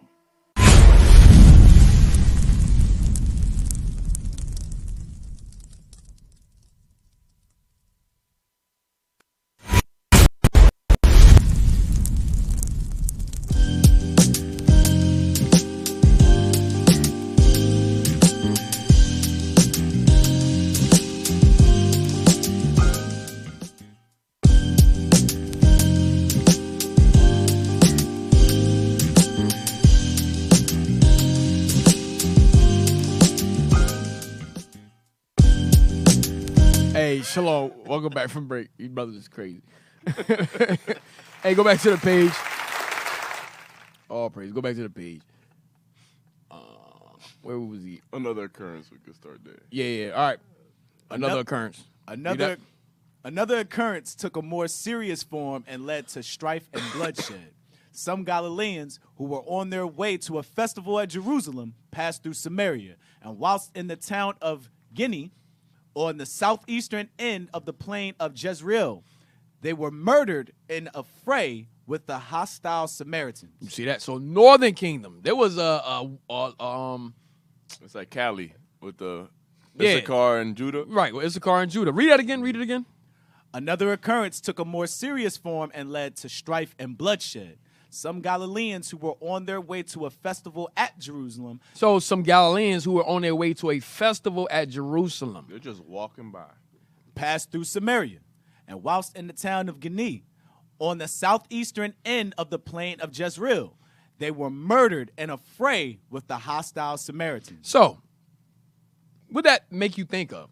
Why was this still going on? Because remember, there was still a beef between Northern Kingdom and Southern Kingdom. There was still a beef going on. Okay. The vexing and the... Right, the vexing. Give me that. Isaiah? There's still a beef going on. Because remember, the beef went all the way back to the split that happened. Shoot, even before the split, when David came over to Gilead, they was like, yo, how come he don't have his setup here? Right. And remember when Christ was talking to the Samaritan woman, which was Northern Kingdom, she said, yo, y'all have, the Jews have no dealings with the Samaritans. You understand? So it was that split that we had. Even we didn't deal with one another. We didn't pass through. You know, just like Bloods and Crips. You didn't go through the territory. Block, yeah. Don't come on this block. You know what I'm saying? So that's what was going on. So what happened? We passed through. You had some Southern Kingdom passing through, trying to get to Jerusalem. And you had Northern Kingdom like, yo, what the hell? Y'all know not to come through here. You on the south side of Jezreel, you on the south. You know you at blood? Yo, you know you at blood? You on the south side of Jezreel. So that's what was happening. Okay? Nothing new under the sun. Let's read. The book of Isaiah, chapter 11 and verse 13. The envy also of Ephraim shall depart, and the adversaries of Judah shall be cut off. Ephraim shall not envy Judah, and Judah shall not vex Ephraim. Right, so that's the prophecy of what's going to happen. All right, but at this time, when we was in our land, leading up to 70 AD, it was still going down. That beef was still there. Okay, read it again. The page. You can drop that. Another occurrence took a more serious form and led to strife and bloodshed. Some Galileans who were on their way to a festival at Jerusalem passed through Samaria. And whilst in the town of Guinea, on the southeastern end of the plain of Jezreel, they were murdered in a fray with the hostile Samaritans. Read. Was this only an accidental mischance, or the result of a burning hatred which existed between the Judeans and Hey, the hold Samaritans. on. Just to prove that was Northern Kingdom, let's go to John. John chapter 4. John chapter 4. Bishop Kanai did a great class on the Samaritans going into John 4. It's very detailed and clear. Right, all praises. Let me start from verse 5. Yeah. Okay. Let me hold on. Let me get it first. Go ahead. The book of John, chapter 4 and verse 5. Then cometh he to a city of Samaria, which is called Sicarii, near to the parcel of ground that Jacob gave to his son Joseph. Now Jacob's well was there. Jesus therefore, being wearied with his journey, sat thus on the well, and it was about the 6th hour. There cometh a woman of Samaria. So there cometh a woman of Samaria. Read. To draw water. Jesus saith unto her, Give me to drink. For his disciples were gone away into the city to buy meat. Read. Then said the woman of Samaria unto him, How is it that thou, being a Jew, askest drink of me, which am a woman of Samaria? For the Jews have no dealings with the Samaritans. Jesus answered and said unto her, If thou knewest the gift of God, and who it is that saith to thee, Give me the drink, thou wouldest have asked of him, and he would have given thee living water. Understanding. Read. The woman saith unto him, Sir, thou hast nothing to draw with, and the well is deep. From whence then hast thou the living water?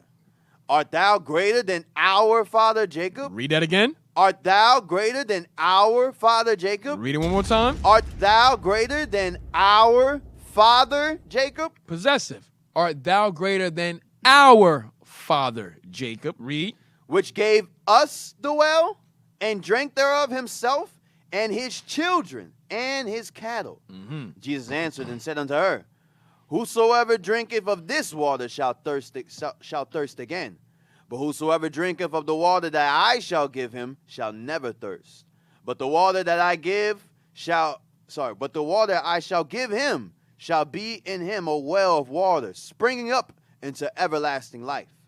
The woman saith unto him, Sir, give me this water, that I thirst not, neither come hither to draw.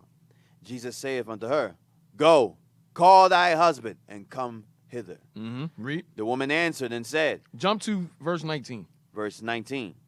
The woman saith unto him, Sir, I perceive that thou art a prophet. Read. Our fathers worshipped in this mountain. So now, again, she says, Our fathers worship in this mountain. Read.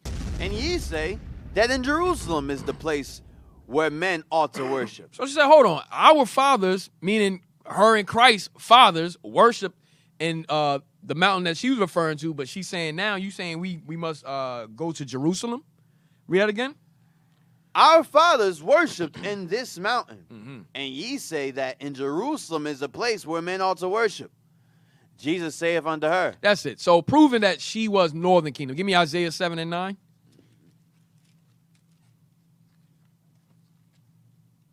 She was Ephraim. Book of Isaiah, chapter 7 and verse 9. And the head of Ephraim is Samaria. So the capital of Ephraim is Samaria. Okay, the capital of Ephraim is Samaria. So they were called Samaritans. They were called Samaritans. Even Christ had a parable about the good Samaritan. Yep. Okay, that was our brothers, Northern Kingdom. All right. So let's go back to the page. I mean, she's very clear because she said, "Are you greater than our father Jacob, who gave us this well?" And when you read verse 5 in chapter 4, it says that Jacob gave Joseph the well. So she's letting you know where she comes from. Right. A specific tribe. Yeah. Our father Jacob. That gave us this well. That gave us this well. Go ahead. Start all the way from the top. Yeah, was this only in... Yeah, you start another occurrence again. Another occurrence took a more serious form and led to strife and bloodshed. Some Galileans who were on their way to a festival at Jerusalem passed through Samaria, and whilst in the town of Guinea, on the southeastern end of the plain of Jezreel, they were murdered in a fray with the hostile Samaritans. Was this only an accidental mischance, or the result of the burning hatred which existed between the Judeans and the Samaritans. You see that? Or was this only an accidental mischance or the result of the burning hatred which existed between the Judeans and the Samaritans? It was the burning hatred that existed. Go ahead. In either case, the representatives of Galilee were justified in demanding vengeance at the hands of the governor upon the murderers. Read. But Cumanus treated the affair with contemptuous indifference and thus obliged the Judeans to deal with the matter themselves. Oh, man. So he said, yo, y'all deal with the matter yourselves. Go ahead. The leaders of the Zealots, Eleazar ben Denai and Alexander, incited both by the Galileans and their governor Felix, took the matter into their own hands, entered with their troops the province of Acrobatine, inhabited by Samaritans, and pitilessly destroyed and killed all within their reach. Damn, go ahead. The Samaritans appealed to Cumanus for redress for this attack upon their province, and he gave them permission to take up arms, sending... Listen, he doing this on purpose. Yeah, and let them kill each other. Yeah, let them kill each other. Let them kill each other. Yeah, why don't y'all take the matter in your own hands? Okay, so everybody's trying to appeal to the governor like, yo, did you see what just happened? We were just murdered. Our people were just murdered. Everybody trying to go to the governor to get to appeal to him to help to do something about it. He said, nah, how about y'all handle it yourselves? You can't tell Negroes to handle something themselves. You just can't do that. And the same thing happens today when you have these gang wars or black-on-black crime, and there's no investigation on who killed who. That's basically the governor saying, yo, do what you got to do, because there's no recourse, there's no repercussions or any kind of discipline for what happened, so they're going to keep doing what they're doing. They're going to keep doing it. There's no deterrent. No, you got it. I was gonna say, or even America goes even further with the CIA putting guns in the community. So Right. you might not even have the weapons to do it, but all right, look, we give you everything you need to kill your brother. Hey, they did the same thing with the war on drugs. Yeah, yep. They put the drugs in the community and say, yo, let them destroy themselves. They let us make the choice, because in actuality, they could have just said, you know what, we're not going to retaliate, we'll leave it be. Right. But we decided to go and kill our brothers. Just like today, they put the guns and the drugs in our community. It's up to us to pick it up. It's up to us whether we're going to use it to kill ourselves or get it out of the way. Right. My fault. I was going to say also, it's just like, remember when the Edomite saw David go into the temple, and then everybody came, didn't say nothing, but the Edomite, hey, I know where David's at. And David said, look, I knew he was going to say something as soon as I saw him, because he's going to instigate everything. Right. So that's what was going on. So read that again. That's heavy. Read it again. The Samaritans appealed to Cumanus for redress for this attack upon their province, and he gave them permission to take up arms, sending at the same time Roman troops to assist them. So, wait a minute. Go back up to but Cumanus. Cumanus is behind all of this. Yeah, he's an evil. Go back up where it says but Cumanus, right there. But Cumanus treated the affair with contemptuous indifference, and thus obliged the Judeans to deal with the matter themselves. So, won't y'all go ahead and won't you deal with it yourselves? Go ahead. The leaders of the Zealots, Eleazar ben Denai. Oh, yeah? All right, bet. We out. Go ahead. And Alexander, incited both by the Galileans and their governor, Felix, took the matter into their own hands, entered with their troops the province of Acrobatine, inhabited by Samaritans, and pitilessly destroyed and killed all within their reach. Now, here we go again. The Samaritans appealed to Cumanus for redress. Now, there's Northern Kingdom now. So Southern Kingdom went to them. Yo, why don't y'all deal with that on your own? Now Northern Kingdom got destroyed. Now they go to Cumanus again. Read. For redress for this attack upon their province. And he gave them permission to take up arms. Hey, why don't y'all just go to war? Just go to war. Go ahead. Sending at the same time Roman troops to assist them in a fearful massacre. So this dude, he put us against each other. That's what he was doing. Go ahead. Next page. This proof, as they considered it, of the partisanship, thank you, of the emperor's officials roused the anger of the inhabitants of Jerusalem to such a degree that spurred on, among others, by Dortus, a man of some position. Right. Hey, go down. Let me see. Is there anything else on this page? We could go. Not this page. Let's go to the next one. 245. Go to 245. We got 245 and 246. I say the bottom. Go down. Yeah, the bottom. Yeah, Felix. Felix, whose appointment had been sought of the emperor by the former high priest Jonathan, succeeded Cumanus as governor of Judea. He married Drusilla, King Agrippa II's beautiful sister, who thereupon went over to paganism. During his long administration, Felix surpassed all his predecessors in arrogance and audacity. He gave himself up entirely to the acquisition of riches and the satisfaction of his appetites. He continued to exercise his evil power even after the death of Claudius, 54. For although the young Emperor Nero or his mother Agrippina was as favorable to the house of Herod as Claudius had been, and had given Agrippa 4 considerable towns with their surrounding districts as well as the important city. We got the next page, right? Go ahead. So it says Felix was worse than Cumanus. It's always like that too. Even with the conquistadors that came here, every single one was worse than the prior, because they learned from their predecessor and they added on to it. That was the last one. Hey, let's get into the go to. I see you got it under Sicarii. Give me the Sicarii. Give me the Wikipedia Sicarii. So we had the Zealots, but then you got the Sicarii at this time. Go ahead.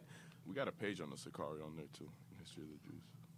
The Sicarii were a splinter. Yeah, we get that afterwards. Yeah. The Sicarii were a splinter group of the Jewish Zealots who, in the decades preceding Jerusalem's destruction in 70 CE, strongly opposed the Roman occupation of Judea. So the Sicarii were a splinter group from the Zealots. Go ahead. And attempted to expel them and their sympathizers from the area. The Sicarii carried Sicae, or small daggers, concealed in their cloaks. Hey, so those of you, put up a picture of Assassin's Creed. So those of you that seen Assassin's Creed, all right, the daggers that was coming from under their sleeves, they got that from the Sicarii. They got it from us during that time. All right. That's who this right here, Assassin's Creed. Actually, one of them Assassin's Creed, it was in Jerusalem. And you see prophets, they had prophets teaching on the corners in Jerusalem. I think it was the first Assassin's Creed or whatever. I never played it personally, but they took this from the Sicarii. All right. You can drop that. Go ahead. So they carried daggers under their cloaks. The Sicarii carried Sicae, or small daggers concealed in their cloaks. At public gatherings, they pulled out these daggers to attack Romans and alleged Roman sympathizers alike, blending into the crowd after the deed to escape detection. Read. The Sicarii are regarded as one of the earliest known organized assassination units of cloak and daggers, predating the Islamic Hashishin and Japanese ninjas by centuries. So we predated the ninjas and the Islamic Hashishin. Okay? They took after us. They took after us. Former of all things. They took after us, the Sicarii. Go ahead. The derived Spanish term sicario is used in contemporary Latin America to describe a hitman. And they did become hitmen. They were paid also sometimes to kill. That was the next page. That was the next page. We'll get that. We'll get that. Go ahead. Etymology. In Latin, Sicarii is the plural form of Sicarius, dagger man, dagger wielder, Sika, probably from Proto-Albanian, Sika, from Proto-Indo-European, key to sharpen, possibly via Illyrian. All right, go down. History, let me see. Go down. Read at the beginning of the first Roman-Jewish War. At the beginning of the first Roman-Jewish War, the Sicarii and possibly Zealot helpers, Josephus differentiated between the two, but did not explain the main differences in depth, gained access to Jerusalem, and committed a series of atrocities in an attempt to incite the population into war against Rome. So that was their main purpose, to incite the people to go against Rome. Go ahead. In one account given in the Talmud, they destroyed the city's food supply, using starvation to force the people to fight against the Roman siege instead of negotiating peace. Their leaders, including Menahem ben Yehuda and Eleazar ben Yair, were notable figures in the war, and the group fought in many battles against the Romans as soldiers. Hey, let me show you something. Give me page 25 of War of the Jews. It said we fought against many battles against the Roman soldiers. Watch this. Page 25, War of the Jews. War of the Jews. Yep, I see it. The fourth one, right there. No, the fourth one, right there. Blow it up. Is that it? Nope, my bad. Go out. You know what I want? I pulled it up last week. It should be in your files. War of the Jews, page 25. Y'all took a picture of it. You scanned it. It's not in there. It's not in there.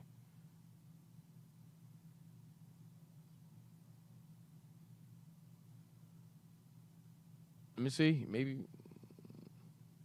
Right here. Yep, right there. Blow it up.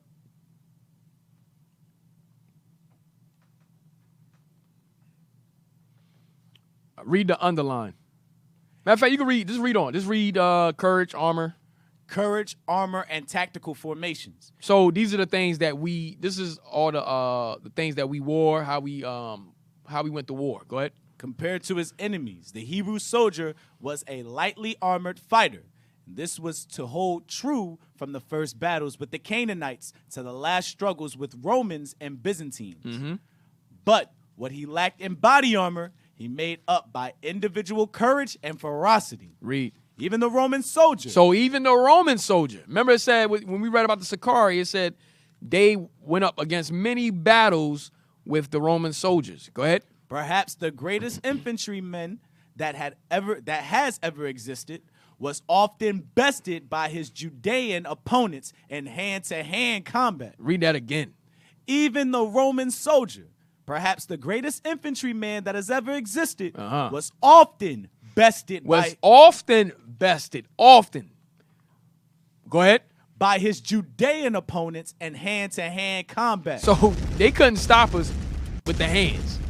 When it came to hand combat, look, we whipped they behind.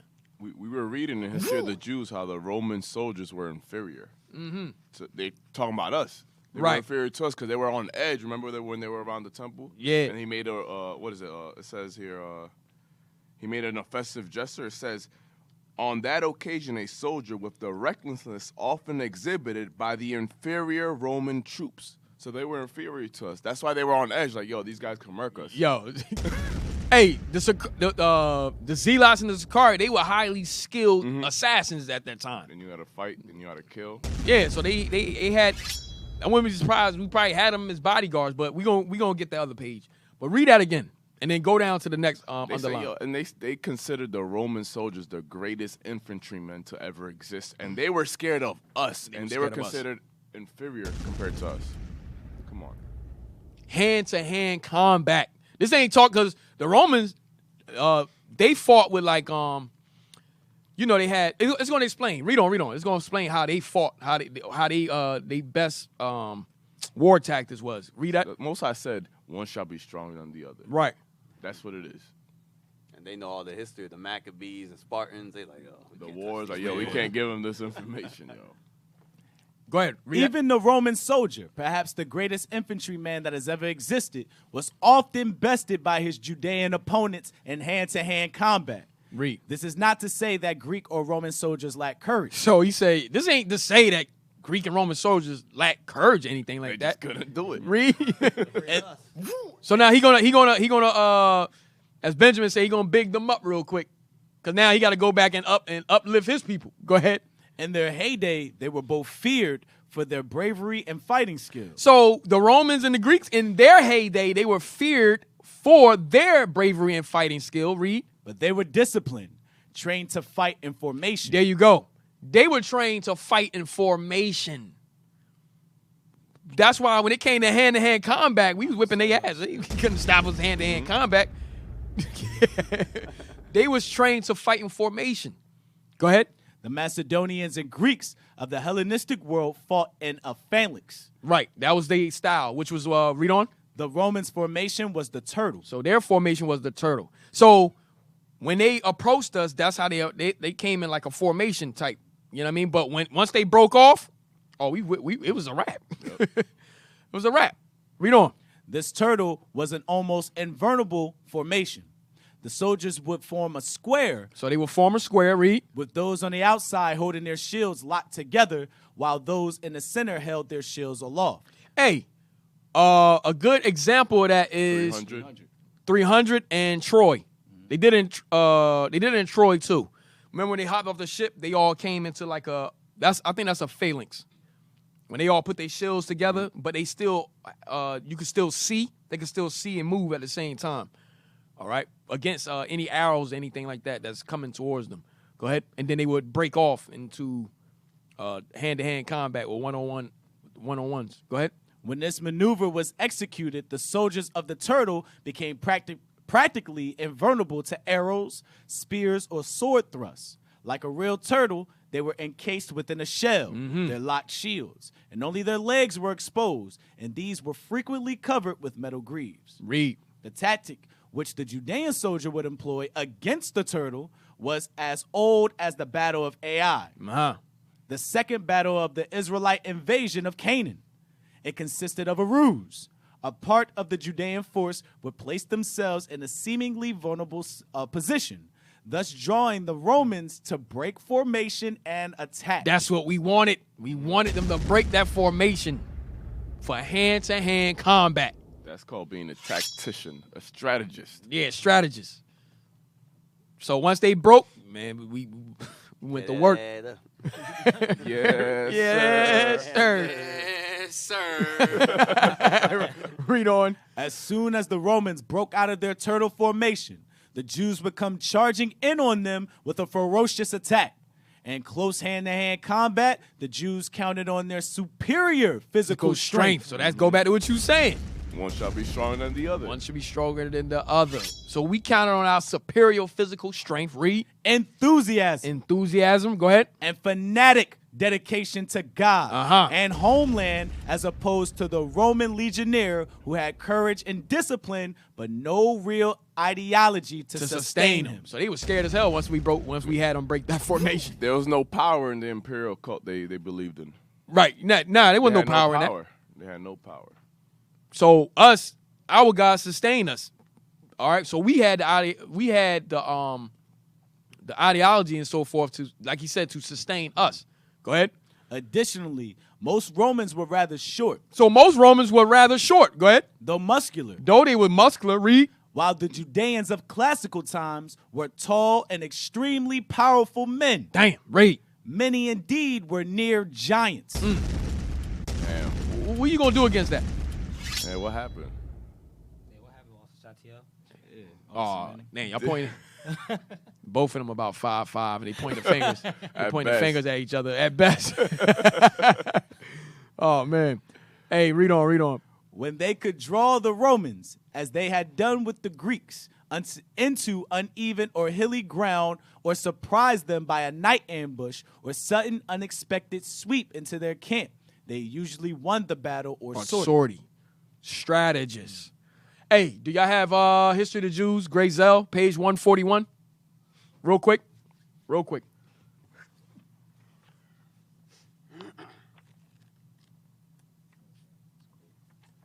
Oh. Hey, yeah, right there. Is that it? Yep. Start at Nope. Start at the Jews of the diaspora. The Jews of the diaspora. That's not what I want, but keep reading. The Jews of the diaspora were by no means all wealthy. Most of them were poor, earning a meager livelihood from manual labor. Jewish beggars were to be seen on the streets of Rome and Alexandria. To earn a living, some Jews resorted to such peculiar occupations as interpreting dreams or telling fortunes. There was a time when the Jews were famed for their fighting qualities. So this is what I wanted. There was a time when what?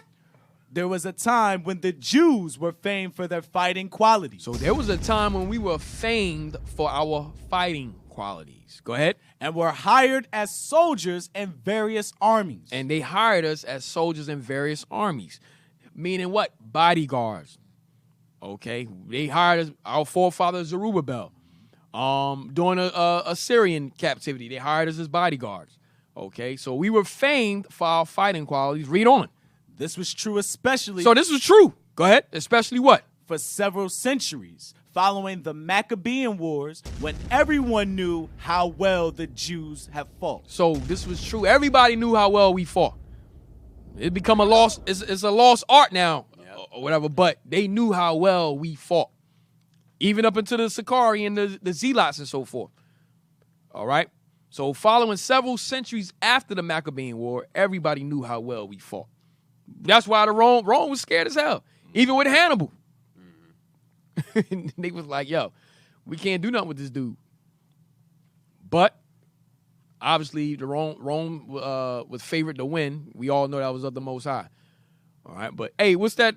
You said you had from yesterday. Yeah, the statement you said about Hannibal. There's another book I have where it says that the way that Hannibal and the Carthaginians fought against Rome and the things they did against Rome, any other nation or any other people would have been wiped off the map and wiped off history. But for some reason, Rome kept pushing and they won. That's what the book said. Like, for some reason, they didn't fall. But we know why, because the Most High had to. Yeah. That was his sword. Rome was the Most High's sword. Carthage wasn't fighting against Rome. They were fighting against the Most High, because Rome had to be used for prophecy. Right. So that's why the Most High you couldn't get rid of him. Yeah, you couldn't get rid of him. But they said, like, yo, I don't know. The author was like, I don't understand why they didn't fall, because any other people, any other nation would have been destroyed and wiped off the map. Damn. All right. Hey, from there, now give me the other page, History of the Hebrew Commonwealth. I think go to History of the Jew. What page you had? 239. Get 239. All right, let's go to 246. I sent that on the group first for how they would be hired to do assassinations. Still dealing with the Sicarii, the first assassins. And then we'll go to 239. Felix pretended. I guess, yeah. Felix pretended to attack only the seditious mutineers. But the fact of his consorting with the wild Sicarii showed how little truth there was in that assumption. Numerous indeed must have been the victims who suffered death at his hands, under the plea that they were the enemies of Rome. For even the former high priest, Jonathan, at whose request the emperor had been given Felix his appointment, now bitterly reproached him for his misdeeds. Exasperated by his boldness, the governor caused him to be assassinated, employing the Sicarii to seize and murder him in the broad light of day. So Felix the governor, he hires the Sicarii to assassinate the former high priest Jonathan, to show that with the Sicarii, they started going off. They started killing their own. They were overzealous. It was for money now. Yeah, it was for money. That's what they were doing. We good on that. We can go to 239. But to show you how skilled they were, even the Felix was like, yo, let's hire them to They're the ones that can get it done. So obviously he knew about him. They was ringing bells around in the land. Go ahead. Another band of zealots, grown wild and savage, forgot the original aim of liberating their country and turned their attacks upon the foes of the latter and to profit for themselves. Read. They were called Sicarii, from the short dagger Sika. So that name's come from a short dagger called Sika. All right, it's like a curved dagger that they put under their sleeves, and they was able to retract it. Retract it in and out, where it could just stab you and you wouldn't even know, because they'll retract back into under your sleeve. Go ahead. Which they wore concealed under their cloaks, and with which, either openly or insidiously, they struck and killed their enemies. The Sicarii belonged to the very refuse of the Zealots. Later they acknowledged the grandsons of Judas of Galilee, Menahem and Eleazar ben Jair, as their leaders. But at the commencement of this epic, they were under no discipline whatever. Right, so Judas, remember, these were the leaders of the Zealots. So they broke off from them, and they were disorderly. They were disorderly. Like today, you got these gangs, these young men, this younger generation, they're disorderly, wild. Chirac. Okay? Just wild and going crazy, man. It says the refuse of the Zealots. The worst of the worst of the Zealots. The worst of them. Go ahead. No discipline, no order whatsoever. Go ahead. They wandered about the country without any defined object, lending their assistance to those who either offered them a reward or an opportunity for satisfying their thirst for revenge. They had a heavy murder spirit on them. Go ahead. Armed with daggers, they wandered among the various groups that thronged the colonnade of the temple during the festivals, and unperceived struck down those they had marked out of their victims. Read. These murders were committed with such extraordinary rapidity and skill that for a long time the assassins remained undiscovered. Read that again. This is how bad they were. They just seen bodies drop. They're like, yeah, they're like, yo, what the hell? Who killed them? Like, standing right next to you. Damn. Yo, damn.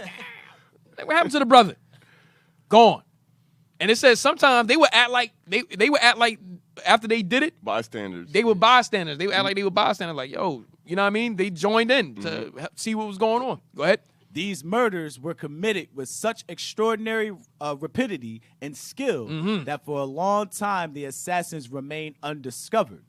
But all the greater were the dread and horror excited by those dark, mysterious deeds. Read. Murders became so frequent that Johanan ben Sakai and the teachers of the law found it necessary to abrogate the sin offering for the shedding of innocent blood. So my man had to go in the temple and offer up sacrifices. Go ahead.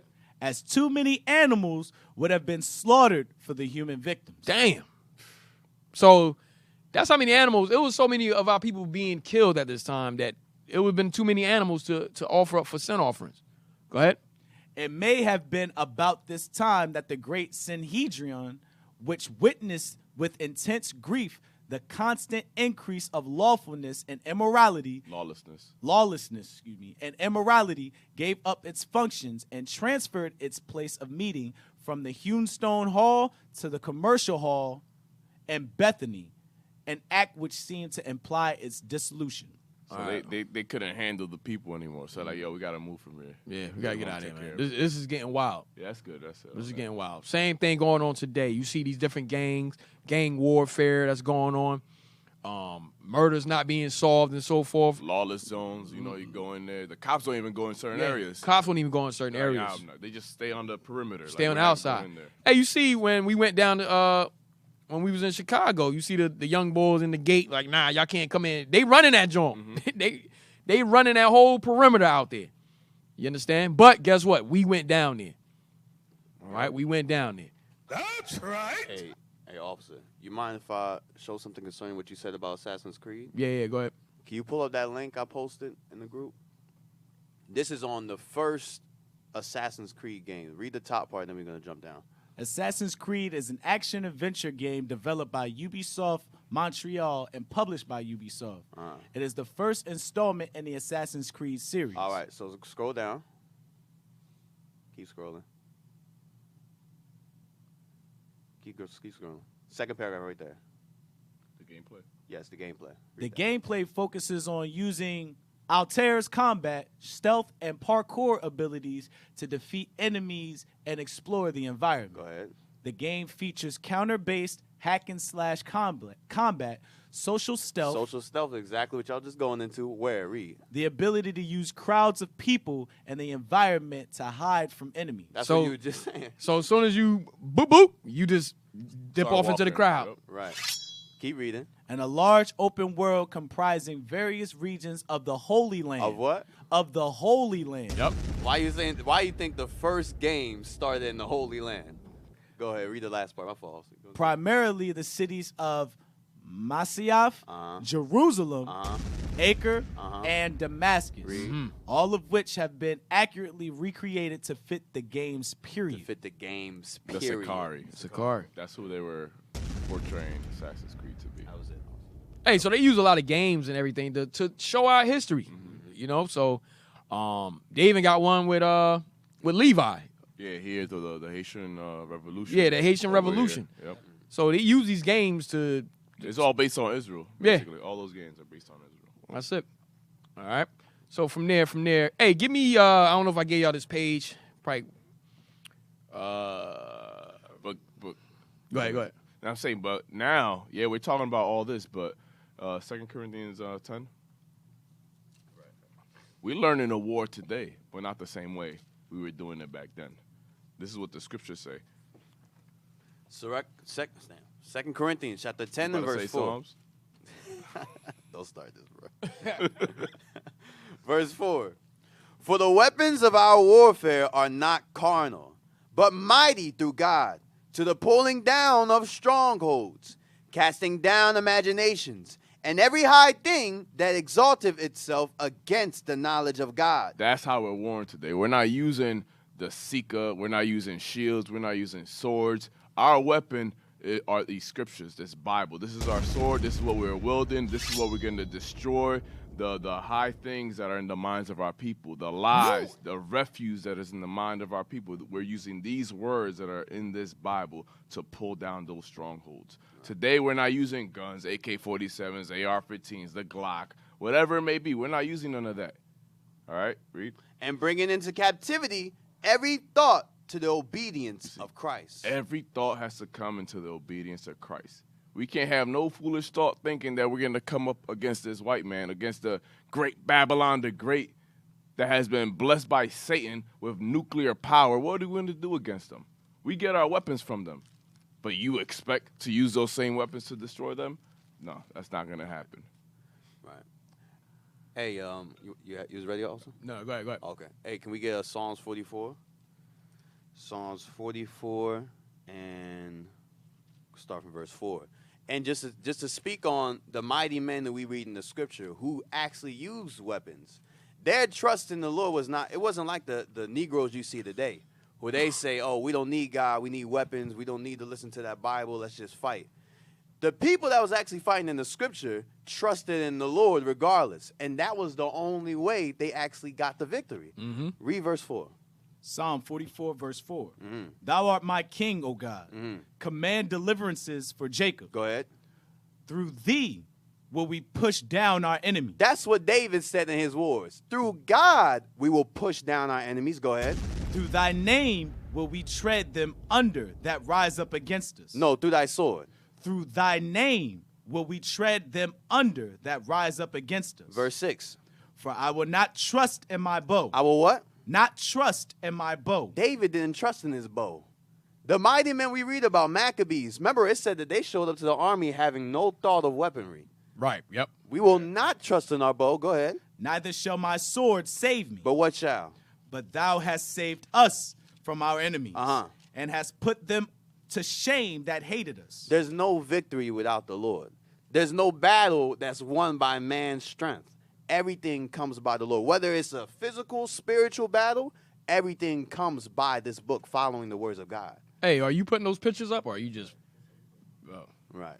So everything we read about, all of our forefathers had that same mindset that we read in 2 Corinthians. For the weapons of our warfare are not carnal. Why? Everybody's trust had to be in the Lord to win.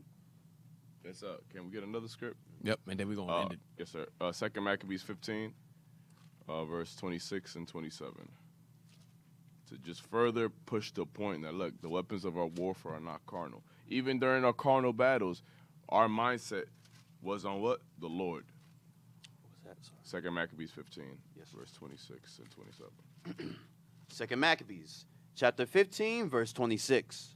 But Judas and his company encountered the enemies with invocation and prayer. That's what he encountered the enemies with invocation and prayer. He's asking and praying to the Lord, please, Lord, send an angel in front of them to destroy them. Read.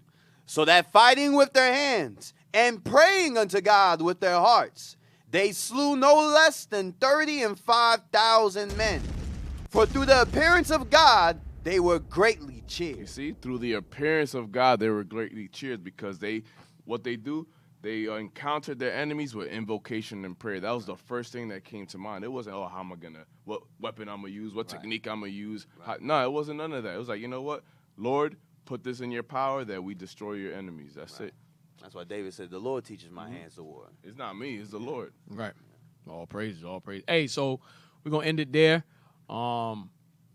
Next show, Lord's Will Life Last.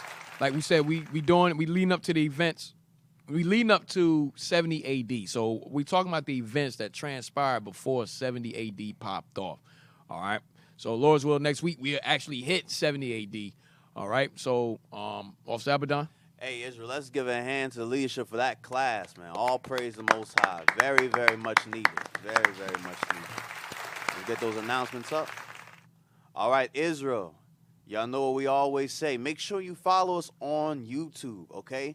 Sooner or later, we're going to go be live straight off our Hidden History Radio. So, subscribe on YouTube. Hit the notifications button so you know when we go live. You don't want to miss a class. Trust me. You don't want to be that brother that's still catching up from a year ago. All right? Also, subscribe to our Philly pages on YouTube. IUIC Philadelphia and IUIC Philadelphia in the classroom to get the latest content from the captains and officers of IUIC Philly. Donate to our Hidden History on PayPal to iuic.philadelphia@israelunite.org. In the comment section, put OHH so we can purchase more books and knowledge to bring out to you. Donate also to the Booster Club. You can donate to the Booster Club on PayPal to iuic.fundraising@israelunite.org to help this gospel be preached to the four corners of the earth so we can go home. Last but not least, subscribe to IUIC TV to get exclusive content from the leadership of IUIC. Tune in next to Raven and Wolves with Deacon Malafia. Damn, we're the wolf, bro. We got to do it ourselves. Ow.